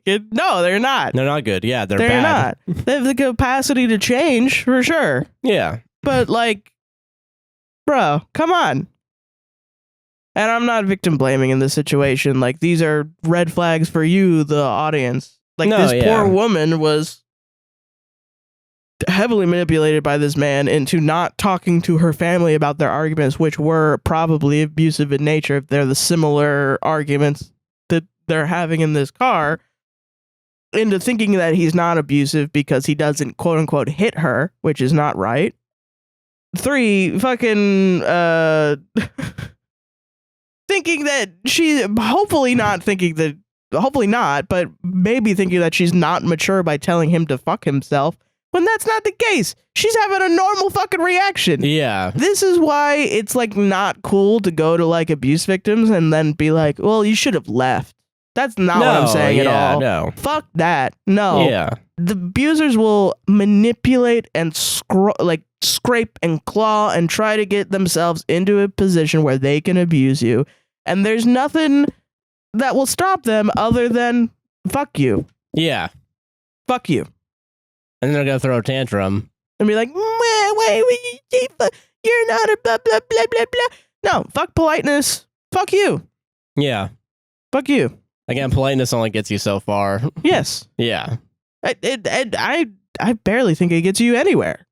Anyone that's upset about you being impolite, what's the motive here? What's the ulterior motive? Yeah. Why do you want me to be polite? Is it for you to walk all over me. Like, yeah, I care about you. Yeah. I want you to be comfortable, but I'm not gonna be polite if we're disagreeing about like human rights. Yeah, exactly. Or whether or not I deserve to not be abused. Yeah, if I deserve. That's not an argument. That's a threat. You're threatening me. Basic decency. Yeah. God, man. It's so funny because these people will be like, talk shit, get hit, and then they get just the minimum amount of pushback. Yeah. And then they'll be like, no, she's a meanie pie because she told me to fuck myself when all I did was break 2 of her ribs, cut on her scalp, a concussion, and isolate her from her family. And she had the gall to have her father talk to me. Well, actually, that because it was her father. That's ghosting. Actually, that's ghosting. Yeah. Also, yeah, not what ghosting is. That's not what ghosting is. Like, there are genuine people that I do feel for them, where they are friends with someone for like 20 fucking years, and then like out of nowhere they won't talk to them, and it's that sucks ass. Yeah. But like when someone is like, "Fuck you, I'm not talking to you anymore," beep. I don't think that's ghosting anymore. I think that's pretty final, actually. That's a real... That's you're getting a restraining order soon, honey. Jesus, man. When you read that the first time, did you notice any of the abuse?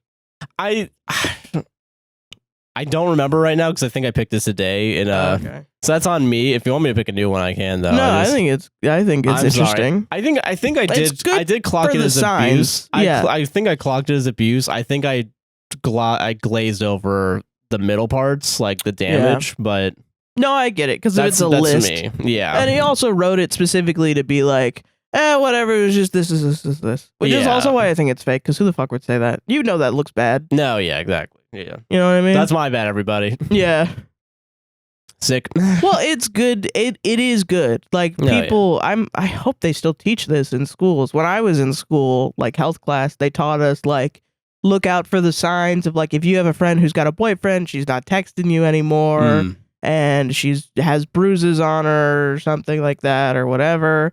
Like, be aware, tell an adult so that we could try to get her out of like a shitty situation. Because you know, and I was taught that, and I've grown and been like, okay, is this an okay thing or is this an okay thing? And it's like, no. Threatening acts like getting somebody into a vulnerable position, like in the passenger seat of a car and driving erratically, that is a threat on your life. And then that is abusive. Yeah. Like my mom used to take shit off my walls and like throw it around. Yeah. She wouldn't hit me, but she was threatening to do that. Yeah. Or she would do the shit like she would threaten to take the doors off the hinges, which is a very classic thing. But essentially it was saying you don't get privacy because you were bad. So you only get privacy if you're a good person, and I decide what a good person is. Which is fucked up. Yeah, no, it's completely fucked up. And that's something that happened to a lot of people because it's a very old school way of thinking. Yeah. Yeah. Jesus, man. Yeah. Yeah. Anyway. All right. Yeah, sorry about that. All right. This is from r/pointless stories. This girl at my work cried over my boyfriend changing his schedule. I think this is so funny. Pointless stories with the title like that. Okay. So my boyfriend and I work at the same place, except I work nights and he works days. One day I came in early and had a feeling she was flirting with him, but he's oblivious to this stuff. The past month she's been very obvious, coming to me saying she calls him my little Pookie. All right. And sips off his drinks. She knows we're dating, and I know none of this is true. She was just trying to upset me. Then she found his number and started texting him. Oh my God. First about work, but then would send him pictures saying she missed him when he called out, so he blocked her. She called and messaged him on Facebook until he blocked her as well. Yeah. After she found out I was cooking and bringing him lunches, she brought him leftover lunches from the cafeteria. What the fuck? Bought him a vape and started checking where he was on the schedule. She kept progressing until he'd changed his schedule today to get away from her, and when she found out, she started crying. Keep in mind, this is a 30-year-old woman with a boyfriend of 10 plus years. Whoa, what? The whole thing is ridiculous. I just want to write it all out somewhere. that's harassment. Yeah, that's go to your textbook job. harassment. He needs to go to his job, and that's harassment. Dude, she found his number. You need to get away from this woman. Oh my god. She's harassing your boyfriend. Yeah. Yes. That's wild. Go Jesus. to HR. Yeah, and you have all this proof for sure. Yes. Oh god. Okay. All right. Wow. I also can't wait for the people who are like, that's not harassment. Harassment is only when it's stalking, and it's only stalking when the victim is dead.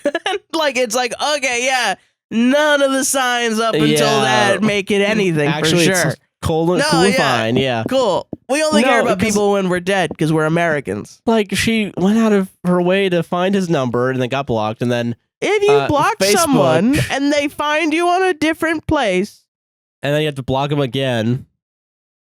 It is, yes. That is so weird. Trying to find out where you are on the schedule and then crying when you change your schedule is that's pretty wild. The cafeteria thing too is crazy. Bought him a vape. I'd be like, "Do you want me to kill myself?" Yeah, you want me to get some popcorn lung? Like, fuck. What the fuck? Unless he vapes, I don't know. I mean, still though. That's You're such enabling a weird... my bad habits? Yeah. What the fuck, dude? I don't know. Yeah, she is harassing you. That's for sure harassment, man. Jesus. Dude, I fucking dude, I hated that at work too when I was working. I don't remember which job it was, but someone I think gave out my number to someone else. Oh my god! And like it was like about I don't remember when this happened. I think it might have been my last job. It was like yeah. I think it was because they needed to like they wanted to try and get me to like work their shift for them. Oh yeah, I think is what it was. Well, there are certain jobs. Like I know I had to put my number on something like a list that was posted publicly. So that we could all text each other. I did not do that. Yeah. Yeah, that's crazy though, dude. I know, it was really weird. I know sometimes managers will do that though in certain places where you need to cover shit. No, I think oh no, that's what happened. Yeah. My they went to my boss to get my number. Yeah, and then I think that's crazy. That's absolutely crazy. That shit is so weird to me. Especially working at like a law office. Yeah. Where no, I need like 6 forms of identification if you want to get anybody's information, baby. Yeah, because I can't be doing this. I'm just gonna give it out willy-nilly. No, what? No. Yeah, Jesus Christ. Fuck that. That's wild. That was a wild series of events, man. Jesus. That is crazy. It's not funny, but it's like it's just wild. I'm trying to think if I ever acted that way. I was in a weird situation. My first job, I was in a weird situation where I was in like a weird flirty situation with my manager. And for a while I was like, am I coming off creepy? Like, am I flirting with my manager and he doesn't want to, like, my team lead or whatever, and he doesn't want this or whatever?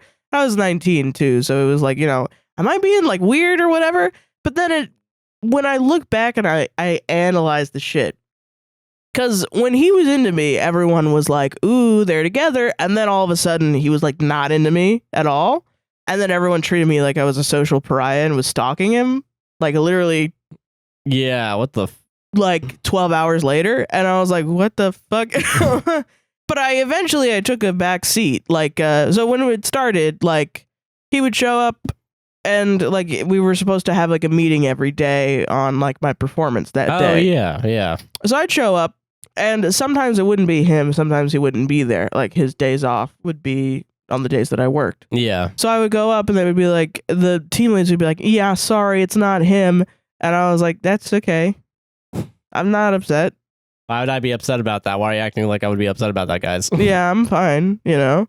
But then he spread the information that he liked me, which led people to think that I liked him. So it then caused this thing. And it took me actual years to realize that's inappropriate. That's very inappropriate, yeah. Like, he would, like, save seats for me to be in the same room as him and shit. Yeah. And he would get mad at me if I went to a different room, and this is, like, a multi-room call center. So sometimes it would be too full, and I couldn't sit in the same room. But then he would move me to be in the same room. And one day I confronted him about that, and I was like, why do you do this? Like, I don't understand. Like, it interrupts my work day to have to get up and move to a different place. Yeah. And he was like, oh, it's something I do just for everybody. It's just something that I like to do. It's not something we have to do, but it's something that I personally do because I think it's best to have all my teammates in one room where I can, like, monitor you guys. Sounds like a good work decision, but then he didn't do it for a bunch of other people. No, that's the thing. Yeah, as if it's literally, you're just trying to save face. Yeah, he tried to give me my performance review 3 times, and he pitched a fit when I changed my schedule specifically to not be on his schedule so I would get a different team lead. And it's like, situations like this, it's so easy to, like, spin around, you know what I mean? Yeah. Like, a lot of times when it ends up being like, oh, it's a he said, she said, it's like, no, you're just not listening to one side. Yeah. You're just not listening to one side. You're fully listening to the other side. I don't know what happened here. That's all you're doing. Well, you shut up. I'm listening to this guy real quick. Hold on. I never even went to HR. I never even thought any of it was inappropriate. But I did enough. I did not like him enough to, like, change my schedule and try to get away. And then he continued to have me in meetings, which didn't make any sense. Absolutely ridiculous, man. Fuck that guy, dude. I know. And now I look back and I'm like, damn. But he was also extremely young. He was like 23. Shit. So it's like, it was just like what are we doing here? Yeah, what the fuck's happening here? Yeah. Weird. Jesus, man. Yeah. Fuck that, dude. I don't know. It's weird. Yeah. Workplace flirting. Don't flirt in your workplace. Yeah, don't do it. Don't do that. It's never worth it. It's never worth it. It's always ends up being weird. Shit, man. Yeah. Solved it. All right. Final story of the night. Final story. Because I am disassociating right now. And we're sick, and also the winds are picking up. Oh, really? I don't know. You didn't have to do that. Okay, now we have to do 4 more stories. 100 more stories. Shit, man. No, okay. I want to quit. It's quitting time in the Sarah factory. No, I get it. Yeah, it's fine. Okay. Okay. All right. Final story. Am I the asshole for ditching a wedding that I, female 20, was the maid of honor in because the bride, female 22, tried to set me up with the best man, male 28? Get fucking ready. Okay. I was supposed to be the maid of honor at a wedding a few weeks ago. Okay. I ended up just leaving and going home to my boyfriend of 6 years after the bride and groom tried to set me up with the best man. When my friend got engaged last year, I was excited for her and even more excited when she asked me to be the maid of honor. As invites went out, though, she asked me not to bring my boyfriend to the wedding. I was really upset about that, but my boyfriend talked me down, telling me that weddings were expensive and they were probably trying to keep the guest list down, and they didn't really know him, so it would be fine for me to go without him. This is a cuckold situation. Kind of, yeah. Like an emotional cuckold situation. Yeah. That made sense to me, so I didn't say or do anything after that and just continued with helping as I could as the maid of honor. Nothing else really concerning happened again until a couple of days before the wedding. Okay. The bride asked me to give the best man a ride to and from the wedding, which was about a 4 hours drive. I thought it was just part of it as he was a veteran and had his own issues surrounding that, so I gave him a ride up to the Airbnb that we were staying at before the wedding. The whole time he tried to make conversation that was just weird to me, and I was just not into it and just trying my best to be nice to him. At the Airbnb with everybody, I immediately noticed things were off. All of the other bridesmaids had their boyfriends there, and things were really awkward when I found out I was in a room with the best man. The next day before the rehearsal dinner, the bride and groom cornered me in a room to say that the best man was an incredible guy and that I was blowing him off without really giving him a chance. 6 years boyfriend, actually, by the way. I'm not blowing him off at all. Yeah. I refuse to do that, actually. Yeah. I told him, well, of course not. I have a serious long-term boyfriend with y'all who y'all specifically told me not to bring. Then the bride cut in and told me, well, that really isn't that serious since he hasn't proposed in so long. Oh, fuck you, girl. Girl, fuck you. What the hell? Shit. I argued back that was because we were both still in school. We continued arguing for a little while before I finally just said, forget it, I'm going home. I got called all sorts of awful names going out of the room and packed up and left. I got a lot of calls on the way home, which I ignored until my boyfriend called. Apparently the bride called him and told him I just left for no reason, and he called to check in on me. I told him everything that had happened, and he was kind of dumbstruck by it all.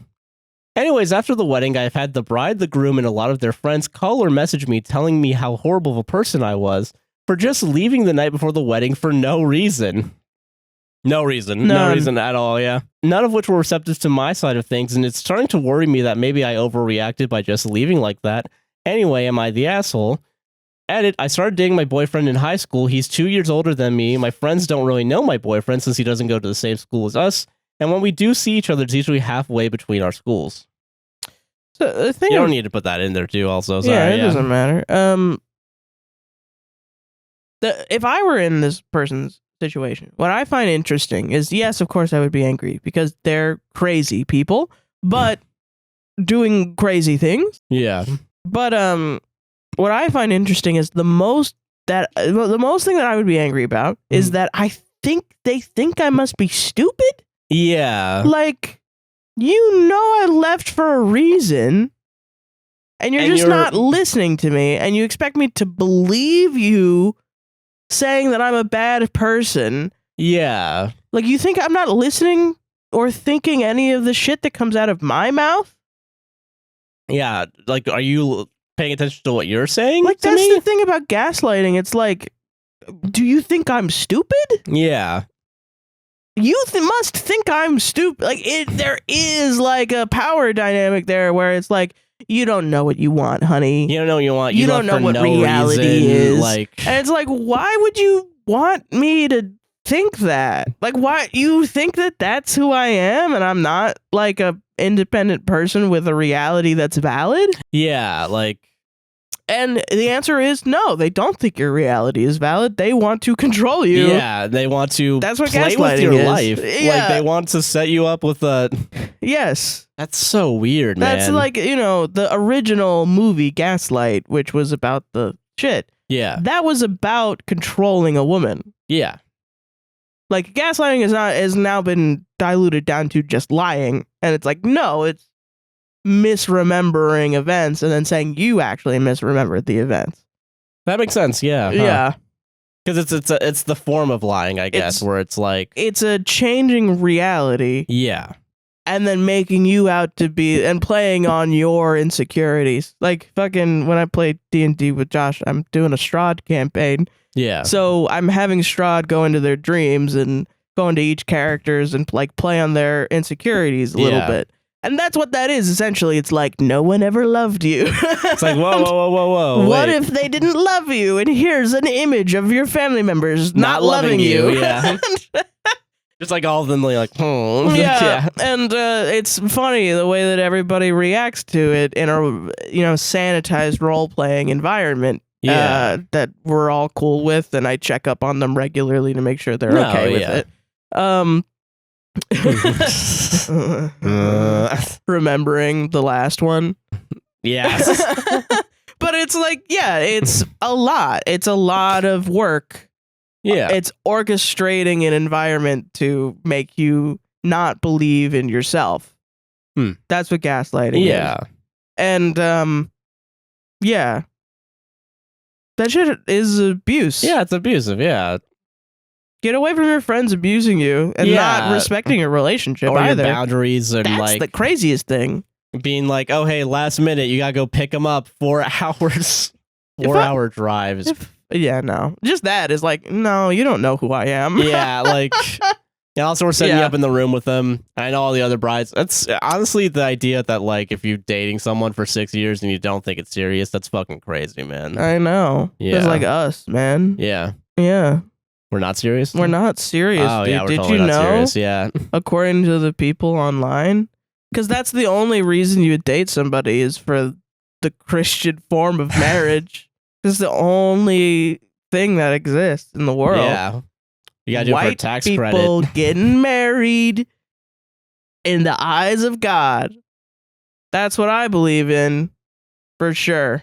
God, man. And there are definitely dudes that are like, hey, man, I mean, maybe in the future, and they're manipulating you to, like, string you along. But that's if the woman is like, yeah, I want to get married, like, in 2 years. Yeah. I don't give a fuck. I'm gonna be honest. I don't give a fuck. I don't want to plan. I can barely take care of myself.